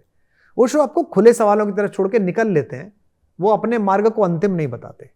बहुधा धर्म गुरुओं में, प्रवाचकों में एक समस्या आती है कि वो कहते हैं यही मार्ग बस अंतिम है, और विश्व इसी चुनौती से जूझ रहा है कि इसमें जो लिखा है और हमने जो कहा है वो सही है, इसके अलग चलोगे तो मार दिए जाओगे। ओशो इतने विराट अध्ययनशील होने के बाद भी कहते हैं कि ये बातें इसमें, ये इसमें, अब तुम देख लो, तू अपने हिसाब से देख ले भाई, जैसा देखता हो। तो इसलिए वो एक स्पिरिचुअल टीचर के रूप में इस जैनजी में ज्यादा शक्तिशाली हो गए, जो कि जैनजी इंस्ट्रक्टिव मोड में नहीं है। मेरी पीढ़ी इंस्ट्रक्टिव मोड में थी। मेरे पिताजी कहते थे अरे सुनो इधर आओ, तो मैं ये नहीं पूछता था क्या। हाँ बिल्कुल। मैं खड़ा हूं, वो काम में लग गए, कॉपी चेक कर रहे हैं, वो भूल गए, तो मैं 15-20 मिनट बाद सोचता था कि पूछूं जी बाबा जी, या उनका अरे हाँ तुम आ गए थे जरा करिए आओ। 15 मिनट से खड़ा है आदमी भाई। इंस्ट्रक्टिव मोड है। हाँ। क्या मेरी माँ से उन्होंने कहा सुनती हो, अरे सुनो मैडम, तो मेरी माँ किचन से चल देती थी जी बताओ। वो ये नहीं कहती थी रुको आती हूँ अभी काम कर रही हूँ। हाँ बिल्कुल। अरे पापा बुला रहे हैं इसके, नहीं, ये पीढ़ी नहीं है। मैं अपनी बेटी के साथ नहीं कर सकता है बात कि सुनो अग्रता इधर आओ, को इधर आओ, नहीं कर सकता। बोलते हाँ यस ब्रो टेल, वो तो मुझसे पूछेंगी। हाँ, तो ये पीढ़ी जो जेनजी है ये इंस्ट्रक्टिव नहीं है। ओशो इंस्ट्रक्टिव नहीं है, नो इंस्ट्रक्शंस। माला पहनना है मत पहन, ये करना है मत कर, तिलक लगा मत लगा, तो तू देख तेरा काम, मैं तुझे बता रहा हूं ये चित्त ये आत्मा। इसलिए ओशो की व्याप्ति अभी बहुत ज्यादा है, और मैं सोचता हूं और होगी, और ज्यादा होगी। अभी जैनजी में भी होगी और विश्व में भी होगी। यानी ओशो की जो प्रासंगिकता है वो बढ़ेगी और बढ़ेगी और बढ़ेगी। क्रांतिकारी है ना। हाँ, क्रांतिकारी विचारक है वो। ये सुई की नोक दिखाते हैं, इधर से हाथी दिखाते हैं, कहते हैं इसमें से गुजर सकती है, आपको तो नहीं गुजर सकती। माटी कहे कुम्हार से, क्या अद्भुत सारी पुस्तकें। भारत के जलते प्रश्न, स्वर्णिम भारत, पलटू पर जो उन्होंने लिखा है। जेनजी को कोई बुक रिकमेंडेशन आप करना चाहेंगे? 2-3 जो किताब मैंने बताई, जैसे भारत के जलते प्रश्न बहुत अच्छी किताब है, स्वर्णिम भारत बहुत अच्छी किताब है, मैं मृत्यु सिखाता हूँ बहुत अच्छी किताब है, और मैं कहता हूँ कबीर पर जब बोले हैं वो सुन माटी के कुम्हार से अलग से बोले हैं, कबीर से अलग से बोले, मीरा पर बहुत अच्छा बोले। मतलब मैं साहित्य का विद्यार्थी था, मीरा पढ़ाता था क्लास में, और जब मैंने ओशो से मीरा पढ़ी तो मेरा पढ़ाने का मानसिकता बदल गई। मुझे लगता था मीरा एक भक्ति की कवित्री है, विद्रोहिणी है, दैट्स ऑल। नहीं, उन्होंने जिस तरह से, जैसे कहते हैं ना, मीरा के संपूर्ण व्यक्तित्व को, उनके कहने को, समकालीन परिस्थिति को जिस तरह बांध के प्रस्तुत किया है ना, तो मेरी तो दृष्टि ही बदल गई। खैर, अब प्रेम के कवि हैं तो कुछ प्रेम की बात भी कर ली जाए कुमार भाई जी।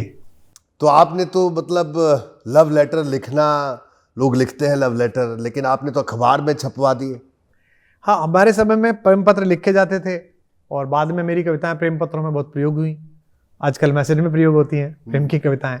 तो उस समय यह था कि जिसे प्रेम पत्र लिखना था, वहां बात पहुंचाने का तरीका लव लेटर तो था नहीं। कि मुझे लव लेटर थोड़ा सा मतलब छोटी चीज लगती थी। मुझे लगता था ये तो सामान्य प्रेमी ही करते हैं, इसमें क्या है। तो एक अखबार हमारे यहाँ का बड़ा पॉपुलर था, तारेश, तो वो उनके यहाँ भी जाता था, मेरे यहाँ भी आता था। उसके संपादक जो थे तो वो मेरे प्रति बड़ा स्नेह रखते थे, तो मैंने उसमें जो भी कहना होता था, कविता लिखी, गीत लिखा, छपवा दिया। तो पढ़ने वाली को पता है कि मेरे लिए लिखी गई। पढ़ने वाली को पता था और लिखने वाले को पता था, जनता समझती थी कविता छप रही है। वाह, क्या बात है। मतलब आपका तो ये स्टाइल, आप तो जब भी जो जेनजी जिस तरह का सोच रहे करने के, आप तो उस समय कर दिया था। आजकल जो लोग करते हैं ना कि मैं परफॉर्म करूंगा, मैं तुम्हारे लिए एक लाइन बोलूंगा, हाँ, वो नहीं था, उसी समय कर दिया था। क्या बात है। तो कुमार भाई, प्रेम, चिट्ठियां लिखना, और उसके बाद मंजू जी के साथ जो आपका रिश्ता आगे बढ़ा, विवाह में तब्दील हुआ, वो यात्रा कैसी रही? दरअसल क्या है, देखिए, गुब्बारा जो होता है ना, जिसमें हवा भरी होती है जी, उसमें अगर नीचे कुछ बंधा हुआ नहीं है ना, तो वो आकाश में उड़कर स्वयं को समाप्त कर लेगा। उसकी हवा भी निकलेगी, बादलों में गिरेगा, बारिश पे गिरेगा, और एक दिन बेकार एक फालतू सी रबड़ का एक ढेर होकर पृथ्वी पर पड़ा मिलेगा। तो हम जैसे गुब्बारे, जिनमें महत्वाकांक्षाओं की हवा भरी हुई है, जिनमें जिज्ञासा की हवा भरी हुई है, जिनमें बहुत कुछ करने की ललक भरी हुई है, उनके नीचे एक एंकर लगना जरूरी है, गांभीर्य, गुरुता, गंभीरता लगनी जरूरी है। तो मेरी जो श्रीमती जी हैं, उनका मेरे जीवन में योगदान ये है कि मेरा जो बिखरा हुआ अस्तित्व है पूरा जी, कभी आंदोलन करने लगे, कभी नौकरी कर ली, कभी ऐसा कर लिया, कभी वैसा करा, राजनीति में चले गए, हार आए, फिर कर ली, फिर छोड़ दी, उसके बीच में वो एक फिक्स प्लेटफॉर्म है कि ये ट्रेन जो है, रेलगाड़ी कहीं भी भटका है, अंत में इसका जो यार्ड है वो यहाँ है। सो उनको पता है कि ये ऐसे आदमी ये चलेगा, और मुझे पता है कि मेरे पीछे एक व्यक्ति ऐसा है जिसकी गुरुता, जिसकी गंभीरता, जैसे आपने उन्हें बहुत कम पब्लिक में देखा होगा। बिल्कुल। उनको कोई जो एक सेलेब्स की बीवियों का होता है, ऐसा कुछ नहीं है। उनका अत्यंत सामान्य जीवन है। उनका जीवन केवल उनका काम विश्वविद्यालय में पढ़ाना या घर में सास ससुर, बच्चे, पति, उसके दोस्त, इतने तक ही सीमित है। जैसे कहते हैं ना, बाह भर दुनिया है, दुनिया भर दुनिया नहीं है उनकी। हमारे एक कवि थे हस्तीमल जी, बम्बई के, बड़े अद्भुत कवि, जिनकी वो जगदीश सिंह साहब ने गजल गाई थी, प्यार किया पहला खत लिखने में वक्त तो लगता है। उनका एक शेर है कि बांट लें आ कायनात, बांट लें आ कायनात, तू मेरी बाकी तेरा। तो मेरी श्रीमती जी ने कायनात बांट रखी है। अद्भुत, जबरदस्त। मतलब भाभी जी सुनेंगे तो उनको भी अच्छा लगेगा। पता नहीं है, मुझे भी नहीं पता मुझे। और ये भी तय नहीं है कि वो सुनेंगे कि नहीं सुनेंगे, जरूरी नहीं है जी। कुंवर भाई, 2017 में आप YouTube पर एक सीरीज चलाते थे, नीड का निर्माण। तो आप कई कवियों के, उनकी रचनाएं, महाकवि, हाँ, महाकवियों की रचनाएं आप उसमें पढ़ते थे, और उसमें आपने हरिवंश राय बच्चन साहब की कुछ कविताएं पढ़ दी। तो अमिताभ बच्चन साहब ने आपको कुछ नोटिस भेज दिया, और आपने उनको 32 रुपए, अमिताभ बच्चन, द अमिताभ बच्चन, उनको 32 रुपए आपने भेजे। 17 के कुमार विश्वास को देखिए ना, ये किस्सा पूरा बताइए कुमार भाई, क्या कहानी? आप देखिए, पहले तो 17 के कुमार विश्वास को देखिए। हाँ। 14-17 का कुमार विश्वास रोज सड़क पर लाठी खा रहे हैं, दामिनी कांड में जेल में पड़े हैं। हाँ। वो विकलांगों के साथ धोखा हो गया, दिव्यांगों के साथ, उसमें लाठी खा रहे, जेल में पड़े हैं, है ना। हाँ। तो वो कुमार विश्वास जो था वो सामाजिक आंदोलनों का, राजनीति का था। तो एक लोकप्रिय चैनल जिसमें आप भी रहे, जी उन्होंने एक सीरीज चलाई महाकवि जी, और महाकवि। कहा कि आप एंकर करिए और आप कवियों के बारे में बताइए। तो मैंने उसमें महादेवी जी और नागार्जुन जी, रामधारी सिंह दिनकर जी, अज्ञेय, इन सब पर मैंने 1-1 घंटे का प्रोग्राम बनाया जी जिसमें ड्रामेटाइज किया जाता था और मैं सुनाता था और एक कविता उनकी संगीतबद्ध करके लगाता था। जी तो उसमें नागार्जुन की कविता गई तो नागार्जुन जी के परिवार ने मुझे बहुत आशीर्वाद दिया। उसमें जब मैंने तर्पण में भवानी प्रसाद मिश्र जी की कविता सुनाई, आज पानी गिर रहा है, तो आदरणीय अनुपम जी उस समय जीवित थे, भवानी दादा के पुत्र, बहुत बड़े व्यक्ति रहे हैं, सामाजिक कार्यकर्ता। उन्होंने मुझे फ़ोन करके कहा कि तुमने बहुत अद्भुत काम किया, आज तुम हमारे बराबर हो गए, तुमने तर्पण करा बाबू जी का। अच्छा। ऐसे ही हमने दिनकर जी के जब करा तो दिनकर जी के उस समय पुत्र जीवित थे और दिनकर जी के पौत्र अरविंद हमारे बड़े प्रिय हैं। उन सब ने फ़ोन करके मुझे कहा कि आपने बहुत अच्छा काम किया कि आपने बाबा को यहाँ तक आपने उनकी बात पहुँचाई, पहुँच तो रही है थोड़ा, आपने भी कहा, पद्मा जी जो उनके परिवार में है, सब ने मुझे बहुत आशीर्वाद दिया। जब हमने बच्चन जी पर कार्यक्रम बनाया तो मैंने कोशिश की कि मैं किसी प्रकार से अमिताभ जी से इसकी परमिशन ले लूँ या बता दूँ उन्हें, तो वो सुलभ नहीं हुए, 15-20 दिन लग गए। तो फिर उनके जो दूसरे भाई हैं अजिताभ जी, मैंने उनको संदेश भेजा और मैंने कहा कि हम ये करते हैं, ये करा है और हम ये कर रहे हैं। तो उन्होंने कहा बहुत अच्छा है। अच्छा, बहुत अच्छा। तो मुझे लगा कि पुत्र होने के नाते एक पुत्र ने हाँ कर दी, ठीक ही है, हम क्या इसमें कर रहे हैं। बिल्कुल।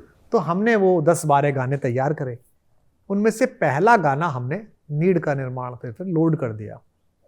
तो मैं सुबह सुबह उठा तो मेरे मैनेजर ने कहा कि साहब वो बिग बी ने ट्वीट करा है कि ये गलत है, ये कॉपीराइट इन्फ्रिंजमेंट है, ऐसा नहीं होना चाहिए और लीगल विल टेक कोर्स। तो मुझे लगा कि उनके ऑफिस से किसी ने कर दिया होगा और अभी भी मैं यही मानता हूँ, मेरी बात नहीं हुई इस संदर्भ में उनसे कभी, तो बात आई गई हो गई। फिर 6-7 दिन बाद लीगल नोटिस मिल गया मेरे को कि आप ये हटाइए और आपने जो पैसा कमाया है वापस करिए। ये तो बड़ा अपमानजनक था। तो मैं भी थोड़ा बचपने में था, तो मैंने क्रांतिकारी कुमार विश्वास और अधिकारी तो अब भी हूँ, थोड़ा सभ्यता आ गई है, सौम्यता आ गई है, पता चल गया है कि जीवन में थोड़ा मर्यादा रखनी चाहिए। वो बहुत बड़े स्टार हैं, बहुत बड़े अभिनेता है, भारत को उन्होंने बड़े अच्छे पल दिए हैं हमारे देश को। तो मैंने वो एक 32 रुपए का चेक, तब तक इतने सेंट जितने हुए थे उसका भारतीय रुपये में ट्रांसफर किया, वो पत्र लिख के साहब इससे बड़ी गलती हुई, मैंने ये किया, आगे से मैं नहीं लगाऊंगा, मैंने भेज दिया। तो वो खबर बन गई फालतू की।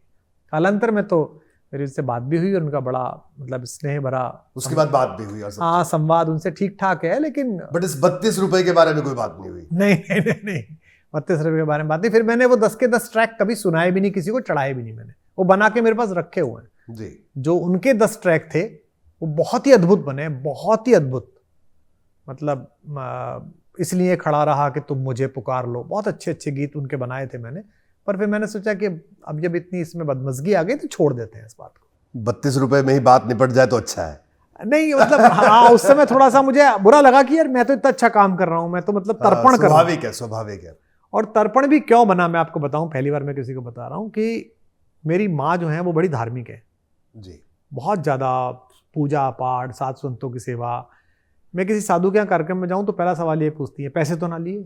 अच्छा। हाँ, हालांकि मैं फिर भी ले लेता हूँ और कई बार वो लोग खुद भी दे देते हैं। उनके सेवा लोग जो होते हैं, उनके व्यापारी व्यवसायी कहते हैं भाई कुमार जी आए हैं तो इनके दल को मुद्रा दे दो। लेकिन मैं सदा कहता हूँ ना अम्मा कुछ नहीं लिया, मैंने कुछ नहीं लिया ना भैया, महाराज जी से। हमारे घर पे भी जो साधु संतों के चरण पड़ते हैं वो सबका लिफाफा तैयार कराती है मुझसे। तो एक हमारे बड़े प्रिय कथावाचक हैं, मेरे भाई जैसे हैं मथुरा के, वो आए थे तो उन्होंने मुझसे लिफाफा तैयार कराया कि लिफाफा बना दे, महाराज जी आएंगे। तो मैंने कितने पैसे रख दूं?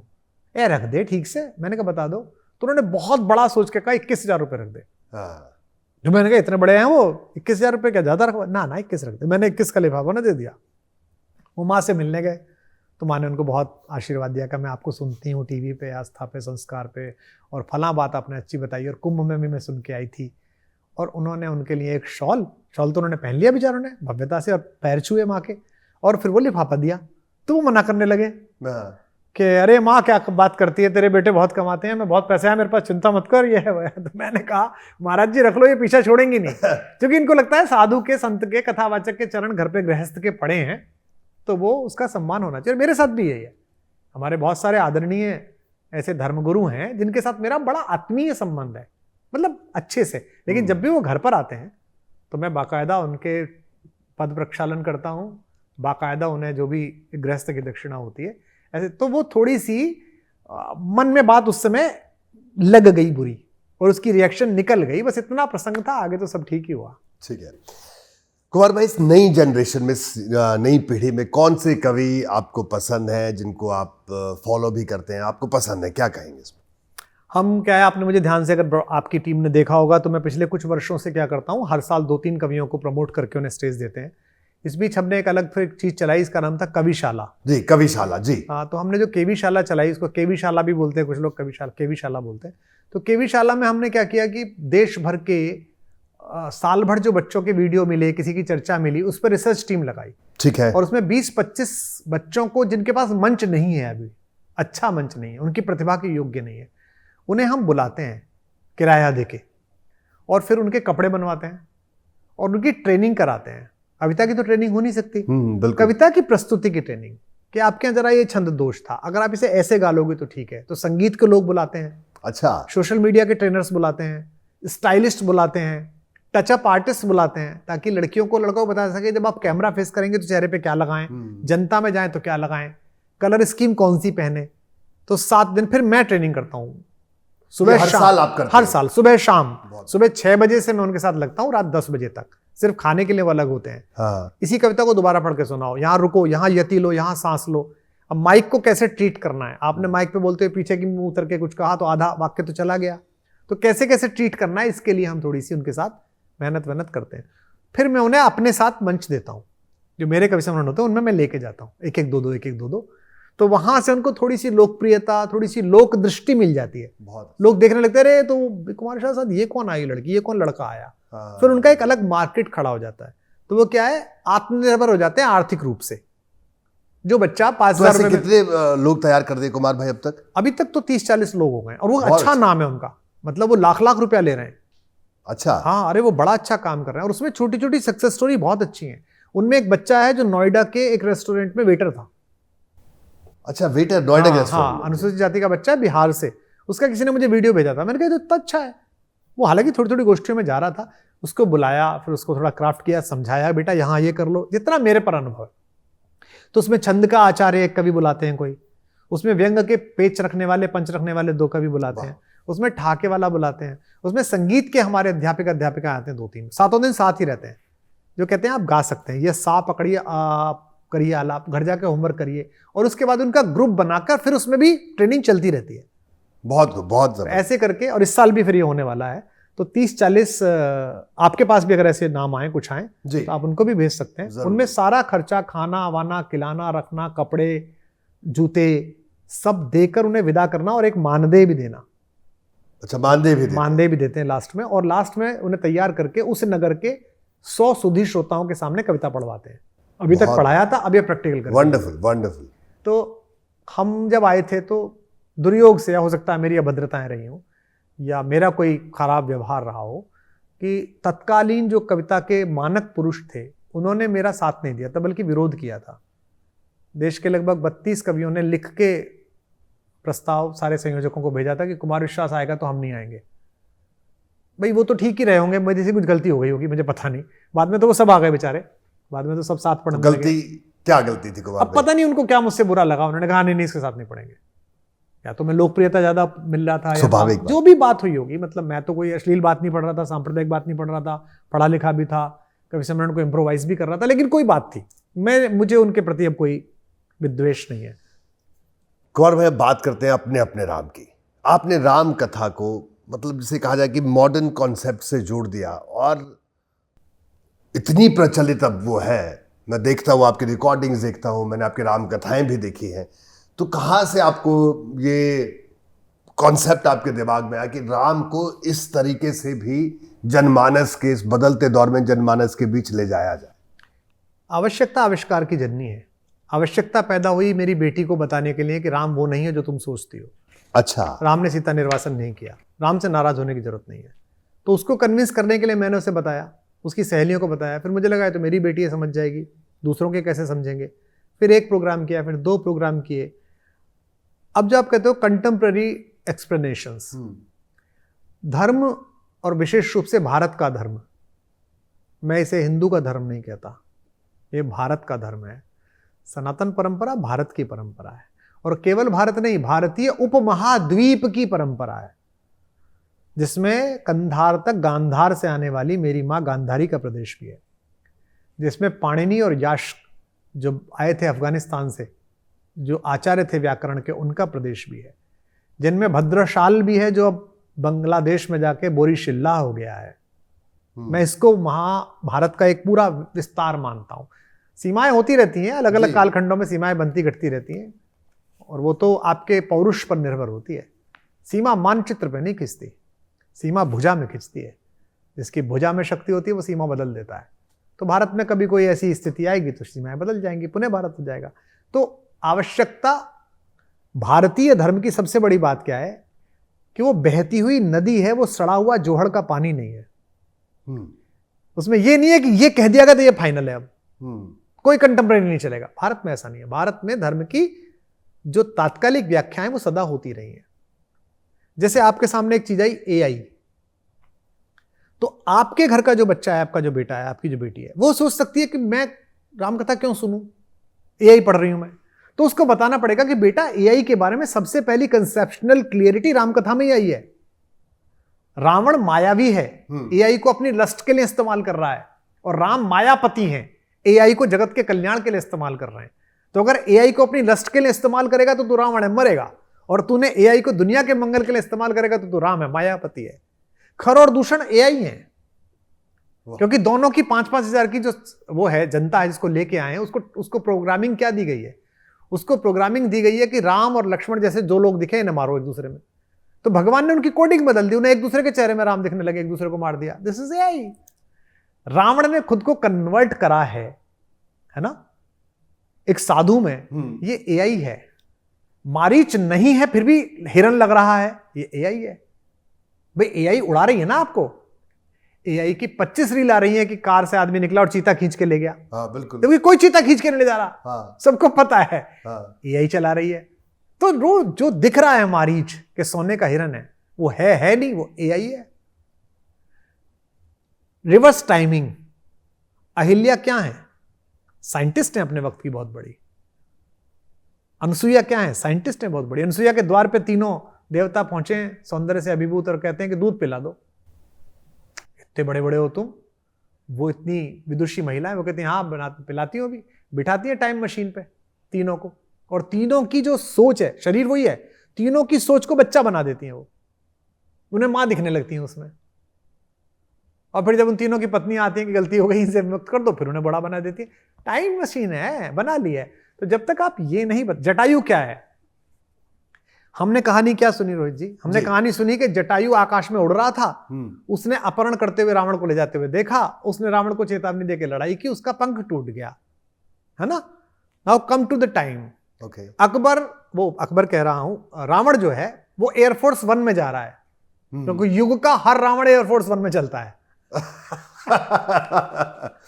और वो अपहरण करके क्या ले जा रहा है? सीता। सीता कौन है? शांति। हाँ। युग का हर रावण, चाहे वो वाशिंगटन में बैठता हो चाहे लंका में बैठता हो, वो शांति का अपहरण करता ही है। अभी भी शांति का अपहरण कर रहा है। वो ईरान में क्या कर रहा है? शांति का अपहरण कर रहा है ना। हाँ। अपने तेल के लिए, अपने आनंद के लिए। उसे रोकेगा कौन? उसे रोकेगा कोई फाइटर पायलट। तो फाइटर पायलट हैं जटायु, और बड़े ट्रेंड हैं, जिनके पास हजारों लाखों घंटों का अनुभव है, जो देवासुर संग्राम में लड़ चुके हैं। उनका जो एयर टाइम है इतना बड़ा है। हाँ।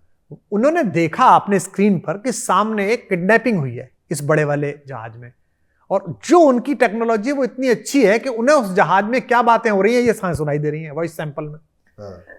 और उन्होंने वॉइस सैंपल डेटा में डाला तो पता चला ये तो मिथिला की राजकुमारी, अयोध्या की रानी सीता की आवाज है। तब उन्होंने कहा भाई ये जो एयर स्पेस है ये हमारा है, यहां किडनैपिंग नहीं कर सकते आप, लैंड करो आप। डेफिनेटली एयरफोर्स 1 के पास ज्यादा ताकत है, मिग जगुआर के पास कम है। उसने उनको मारा, और उस भिड़ंत में एक विंग क्लैश हो गया। क्या टूट गया? एक पंख। जहाज के फाइटर प्लेन के 2 पंख होते हैं ना, और वो जब तक इजेक्ट होते पैराशूट से तब तक देर हो गई। तो जहाज तो क्रैश हो गया, पंख तो टूट गया, और जब जटायु गिरे तो काफी हर्ट हो गए, काफी ब्लीडिंग हो गई। उस समय पे किसी ने भगवान को बताया, रामचंद्र जी को, वो घूम रहे हैं, पत्नी का अपहरण हो चुका है, कि वहां कुछ हुआ है, जाके देखिए। वहां जाके उन्होंने देखा और कहा कि आप कौन हैं?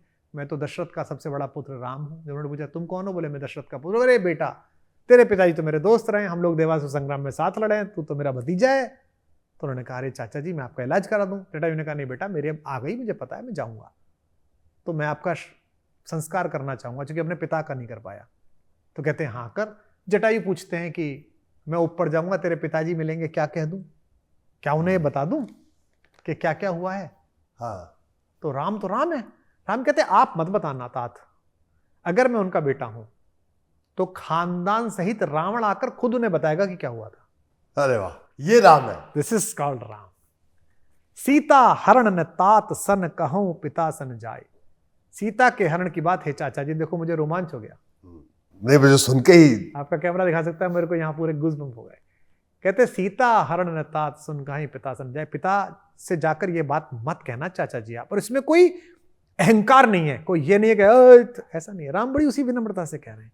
ये राम का पौरुष है, ये राम की नीति है, ये राम की मर्यादा है कि भगवान कहते हैं कि जो कि मनुष्य के रूप में है, जो मैं राम अगर मैं उनका बेटा हूं तो कुल सहित, अकेला नहीं आएगा, कुल सहित, खानदान सहित आएगा। 8 लाख भूत 1.25 लाख नाती, इनको लेके के आएगा ऊपर, वो बताएगा कि क्या हो गया था, आप मत बताना। तो जटायु फाइटर पायलट है, ना कि गिद्ध है।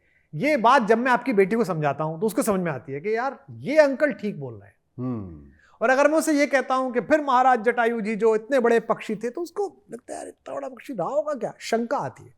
तो मैं अपनी पीढ़ी को शंकित नहीं छोड़ना चाहता अपने धर्म के बारे में, अपने विचार के विषय में। न्यूटन, आइंस्टाइन से आप जोड़ देते हैं राम कथा को, इसीलिए क्योंकि वो उसकी भाषा समझती है, वो जनता उस भाषा में है। अन्यथा क्या होगा, जो कुछ धर्म है जो केवल फ्राइडे के लिए बचे हैं जी, या कुछ धर्म है जो अलग अलग अवसरों के लिए केवल बचे हैं, हमारा भी भारतीय विचार ऐसा ना हो जाए। क्योंकि भारत के धार्मिक चिन्हों पर जो शंका पैदा की है वो विदेशी षड्यंत्र ने पैदा की है। राम को स्त्री विरोधी बताना, कृष्ण को के चरित्र को लांछित करना कि कपड़े लेके भाग गए, जगत के कल्याण के लिए विष पीने वाले शंकर को नशे से जोड़ना, ये योजना पूर्वक हुआ है। भक्ति को जगत को देने वाले नारद को विदूषक बनाना, ये इसके कारण हुआ है। जिस धुरंधर पर आप बैठ कर अगली बार जब कभी मुंबई के किसी आदमी का इंटरव्यू करें रोहित भाई, तो उसकी आंख में आंख डाल के पूछे कि तुम लोगों ने वर्षों तक पंडित जी की चोटी सीधी क्यों खड़ी की? कौन सा पंडित देखा है तो उन्होंने गांव में जिसकी चोटी 6 इंच खड़ी हुई है सीधी? हाँ, फिल्मों में ही देखा मैंने। फिल्मों में है ना, हाँ। बीच में डंडी फंसा के फिक्सो लगा के, क्यों मजाक कर रहे थे? मैं दूसरे किसी धर्म का नाम नहीं ले रहा, उनका क्यों नहीं किया तुमने? तुम्हारी सारी धर्मनिरपेक्षता एक बहुसंख्यक समाज के लिए आंखें क्यों खड़ी हो जाती है, जो स्वभाव से विनम्र और शालीन है, तुमसे कुछ कहता नहीं है। ये जो तरीका है कि हम सह लेते हैं तो तुम कह लेते हो, ये गलत है। अगर कोई व्यक्ति विनम्र है, अगर कोई व्यक्ति सहनशील है, तो आप उसको उस जगह तक मत खींचिए जहां आज आपको नुकसान हो रहा है। जी। आज आप कन्विंस ही नहीं कर पा रहे हैं। आप बहुसंख्यक का जो इकट्ठा होना, धुरंधर के हिट होने का क्या कारण है? क्योंकि धुरंधर जो आदमी कोने में डाला गया है, आपने कितने दिन अमन की आशाएं करी हैं? अच्छी बात है, मैं खुद कहता हूं अमन की आशा करनी चाहिए। पाकिस्तान के लोग जो वहां रहने वाले हैं, वो भारत से कितना प्रेम करते हैं मुझे पता है। वहां मेरे घनघोर प्रशंसक हैं। वहां के बहुत सारे शायर मेरे छोटे भाइयों जैसे हैं जी, जो मुझे बहुत प्रिय हैं, जो मुझे शारजाह दुबई के मुशायरों में मिलते रहे हैं। उनके मन में भारत को लेकर कुछ नहीं है, लेकिन वहां की सेना और वहां की राजनीति का जीवन इस बात पर निर्भर है कि भारत में अस्थिर कैसे, भारत का विरोध कर। हमारा एक मित्र है पाकिस्तान का, वो मुझसे पूछ रहा था कि भैया क्या अंतर ऐसा आपको लगता है दोनों देशों में? मैंने कहा एक लाइन का अंतर है, भारत में देश के पास सेना है, पाकिस्तान में देश सेना के पास है। बिल्कुल सही कहा, एक लाइन का अंतर है। बिल्कुल। हमारे यहाँ आज आप 100 आदमियों को पकड़ के पूछिए सेनाध्यक्ष का नाम क्या है, चौराहे पे नोएडा के। रोहित भाई मैं दावे से कह रहा हूं 5 आदमी आपको बताएंगे उपेंद्र द्विवेदी, 5, 95 को नहीं पता, बिल्कुल नहीं पता होगा। नहीं पता। रक्षा मंत्री पूछिए, थोड़ा ज्यादा बता देंगे, क्योंकि राजनाथ सिंह जी बड़े लोकप्रिय, लोक आदृत पुराने नेता हैं। उनकी एक छवि जरा एक भले आदमी की बढ़िया वाली छवि है, तो लोग राजनाथ सिंह जी हैं।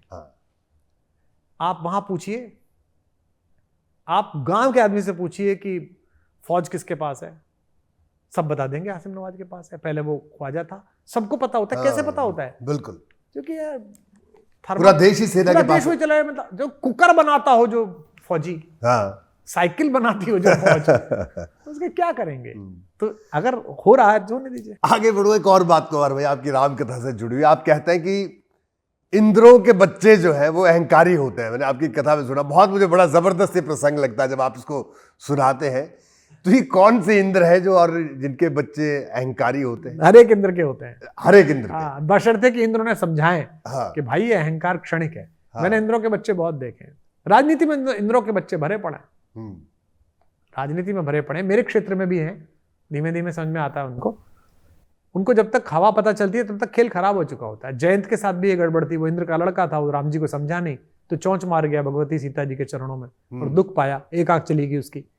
राजनीति में बहुत इंद्रों के लड़के हैं और उन इंद्रों के लड़कों के अनायास राज्याभिषेक होते भी रहते हैं, कभी जातीय समीकरणों के कारण, कभी धार्मिक समीकरणों के कारण, कभी उनके पिताओं के कारण। और ये मैं किसी एक पार्टी में नहीं कह रहा, ये across the line her party में जी। जब मैं अमेठी लड़ने गया 14 में तो मेरा एक ही स्टेटमेंट ये रहता था, राहुल गांधी जी ने पिछले इतने 10 वर्षों में जो मेहनत की है, 14 से आज 26-12 वर्षों में, उनको सफलता मिली नहीं मिली अलग प्रश्न है, पर भारत के राजनीतिक विषयों को संबोधित करने के लिए जितना समय उन्होंने अब दिया है, सड़क पर चले हो, बिल्कुल, चाहे पार्लियामेंट करा हो, चाहे जो भी करा हो, 14 में नहीं किया था। तब तक वो सिर्फ जाते थे और जीत जाते थे।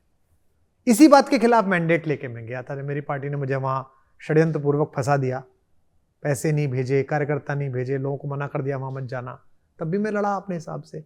तो इतना ही था। इंद्रों के बेटों को अहंकार होता है, ये इंद्रों की जिम्मेदारी है कि उन्हें बताएं कि हम राजा अपने स्वत्व से, प्रतिभा से नहीं है, जनता के कारण है, देवताओं के कारण है। देवताओं ने कहा तू चला ले तो मैं चला रहा हूं, मैं मालिक नहीं हूं इसका, I am the custodian not the owner. पर अगर इंद्र अपने बच्चों को समझा दें ये इंद्र, तो फिर वो इंद्र इंद्र ही नहीं रहे। नहीं, तभी वो इंद्र बने रहेंगे। कार्तिकेय जी की लड़ाई में भगवान शंकर का योगदान नहीं है। कार्तिकेय देव सेनापति हैं, वो त्रैलोक्य के संहार के देवता देवादिदेव महादेव के पुत्र हैं, वो जगत जननी पार्वती के पुत्र हैं। लेकिन कभी आपने नहीं देखा होगा कि उनके पीछे खड़े हुए हैं, उनके पीछे ये कि साहब नहीं शंकर जी ने अपना अस्त्र भेज दिया, ऐसा कुछ नहीं है। आप राम कथा के जरिए पारिवारिक मूल्यों की बात करते हैं और एक तरफ वेब सीरीज हैं जिनको लेकर कई सवाल उठ रहे हैं कि साहब खराब हो रही हैं चीजें। मत देखिए जी, क्या कहेंगे इस पर? मत देखिए। हमसे बोला कहते हैं फला बहुत गंदा, वो बहुत गंदा आता है, मत देखिए भाई साहब।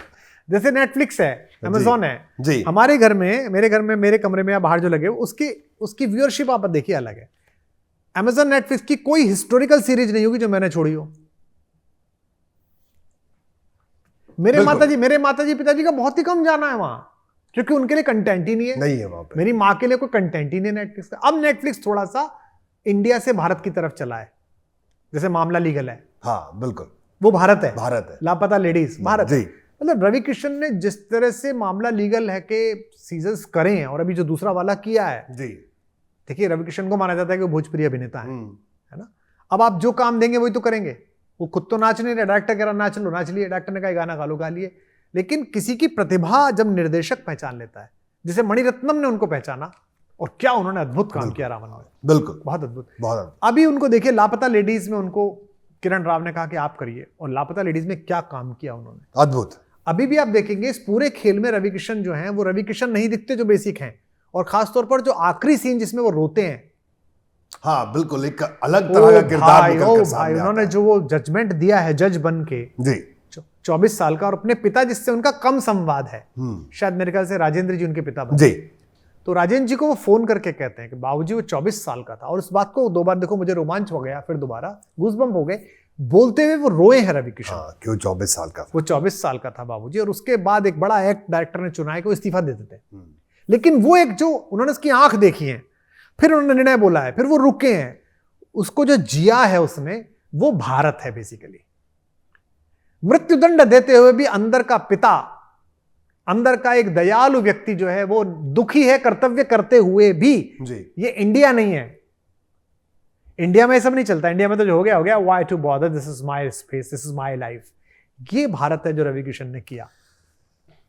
आजकल एक चलन भी है, चलन कहूं या मेरा मानना है कि सबकी अपनी व्यक्तिगत इच्छा है, इसको चलन मैंने शायद गलत शब्द मैं कहूंगा, मैंने कहा, लेकिन बहुत सारे लोग ऐसे मिलते हैं कि हम एथीस्ट हैं, एथीज्म, इस पर क्या आपने किसी एथिस्ट को कभी बहुत समझाने मिलते की हैं। कोशिश की? नहीं, मैं समझाता नहीं हूँ, मुझसे मिलते हैं। अच्छा, मिलते हैं तो क्या, और इस पर क्या कहना है आपका? 2 बातें कहता हूँ। हाँ मैं जहाज में था, एक लड़की मेरे पास आई, जी। आपसे बात करनी है। मैंने कहा बोलो बेटा, लेकिन आप बुरा मत मानिएगा, मैं भगवान को नहीं मानती। अच्छा। मैंने कहा कोई बात नहीं बेटा, किसे नहीं मानती? बोले भगवान को।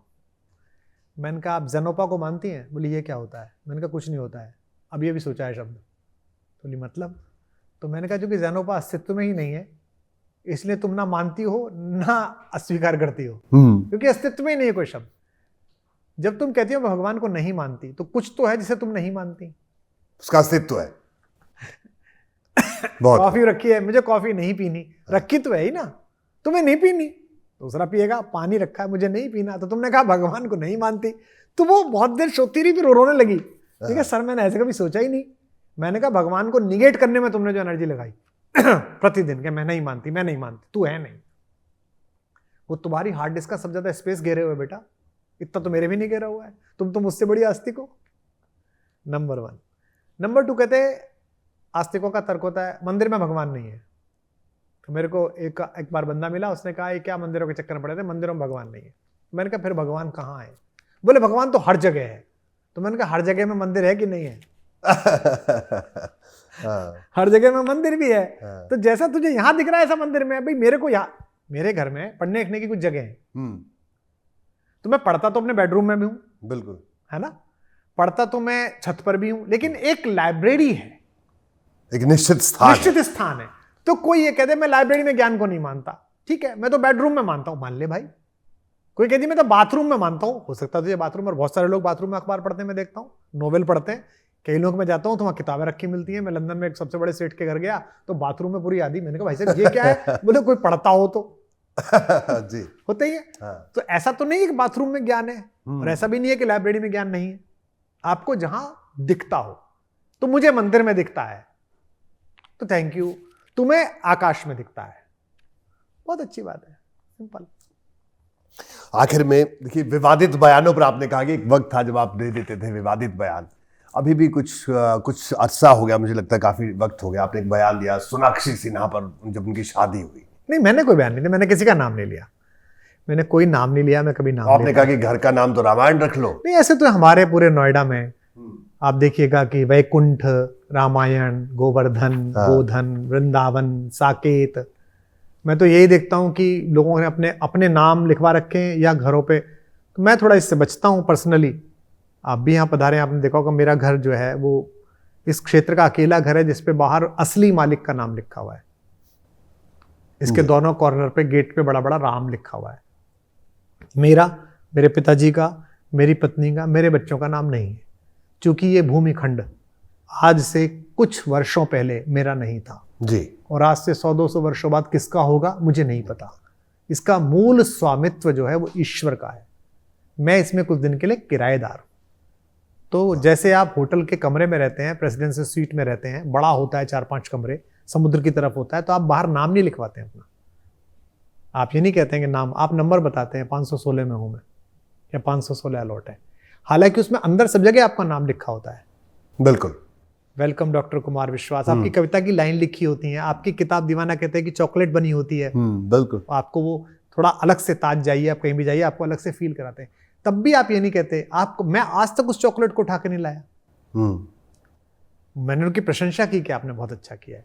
बेड इतना बड़ा बिछा होता है, उस पर वो हरे रंग की घास लेके, कटिंग्स लेके ना, उससे लिख देते हैं वो, कोई दीवाना कहता है या शायरे मोहब्बत का स्वागत है, कुछ भी लिख देते हैं। तब भी आप उसे हटा के बाहर फेंकते हैं, उड़ते हैं ना उसे। वो खुद पूछता है सर मैं साफ कर दूं क्या? हाँ कर दीजिए। तो इतना ही है। तो मैंने नाम किसी का नहीं लिया। हाँ, मैंने जरूर कहा कि अपने बच्चों को संस्कृति, संस्कार, भारतीय मर्यादा, दर्शन पढ़ाइए, आप ही का फायदा होगा पढ़ाएंगे तो। जी कुमार भाई, अगर आज के वक्त में कोई दीवाना कहता है, कोई जेनजी इंस्टाग्राम रील के हिसाब से अगर लिखना हो, तो आप कैसा आपको लगेगा? कोई कहे जैसे भूख अलग अलग होती है, प्यास अलग अलग होती है, ऐसे ही मोहब्बत सबकी अलग अलग होती है। लोगों की आंखें अलग अलग होती हैं। हमारे चीन से आने वाले मित्रों की आंख अलग है, वियतनाम वालों की अलग है, जापान वालों की अलग है, कोरिया वालों की अलग है, थाईलैंड वालों की अलग है, और हम सोचते थे एक जैसी हैं। बहुत बाद में जब विदेश जाना शुरू हुआ तब लोगों ने बताया कि आई लैशेस के स्टाइल से देखो, अगर नीचे की तरफ है तो क्या है, ऊपर की तरफ है तो क्या है, अलग अलग तरीके की आंखें हैं। लेकिन सब आंखों का एक ही काम है, दृष्टि। सब काम में एक ही आ रही है, देखने के, जगत को देखने के काम में आ रही है। यही आंख का मूल गुण है। तो प्रेम तो एक जैसा ही है, लेकिन उसको कहने के तरीके हर व्यक्ति के अलग है। और यही उसकी सुंदरता है कि ईश्वर और प्रेम, इसीलिए इनको पर्यायवाची माना गया है। ये दोनों जब जब व्यक्त होते हैं तब तब ये आदमी के लिए अपने हिसाब से व्यक्त होते हैं। तो मैंने जो प्रेम कहा वो उस पूरी जनरेशन को, 2-3 जनरेशन को लगा, और आज भी वो छोटे बच्चों को लग रहा है। अब वो मेरा प्रेम तो बचा नहीं है, जिस प्रेम में मैंने कहा उसमें तो बचा नहीं। मैं आयु वृद्ध हो रहा हूं, उम्र बढ़ रही है, बेटी की शादी हो गई, अब अगली जनरेशन से मिलूंगा कुछ एक सालों में, वो बड़े होंगे, लेकिन इतनी सारी पीढ़ियां उसमें खुद को तलाश कर रही हैं जी। इसका मतलब यह है कि वो सार्वभौमिक प्रेम का प्रतीक था, केवल एक कवि कुमार विश्वास के प्रेम का प्रतीक नहीं था। जी। एक और बात, जेन ज़ी आजकल मैनिफेस्टेशन की बहुत बात करता है कि मैनिफेस्ट करना चाहिए, उस बहुत भरोसा भी करता है।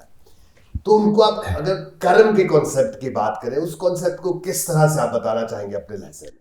देखिए, मैनिफेस्टेशन तो क्या होता है कि जब, जैसे मैं देखता हूं बहुत सारे लोग आपकी सफलताओं को गाली बकते हैं। जी। मुझे भी बकते हैं। बहुत सारे हमारे क्षेत्र के लोग जो साथ काम करते हैं, जिस क्षेत्र में मैं हूं, वहां भी ईर्ष्या रखते हैं। तो मैं उनसे अक्सर कहता हूं कि अपने क्षेत्र में जो सफल लोग हैं उनकी तारीफ करिए। जी। कैसे?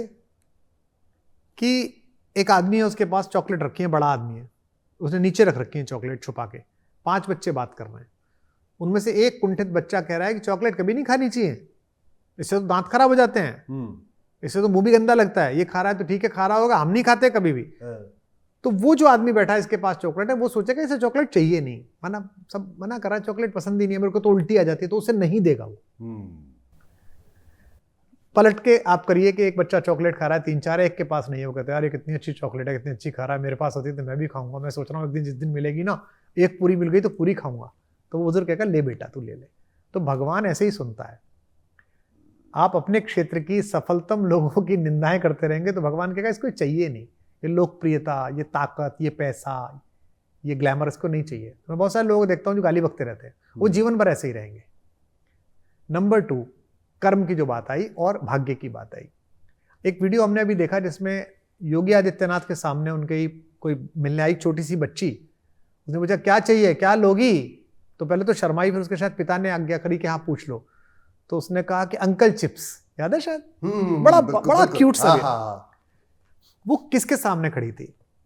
वो खड़ी थी 27 करोड़ भारतीयों का सबसे बड़ा अधिशासी अधिकारी।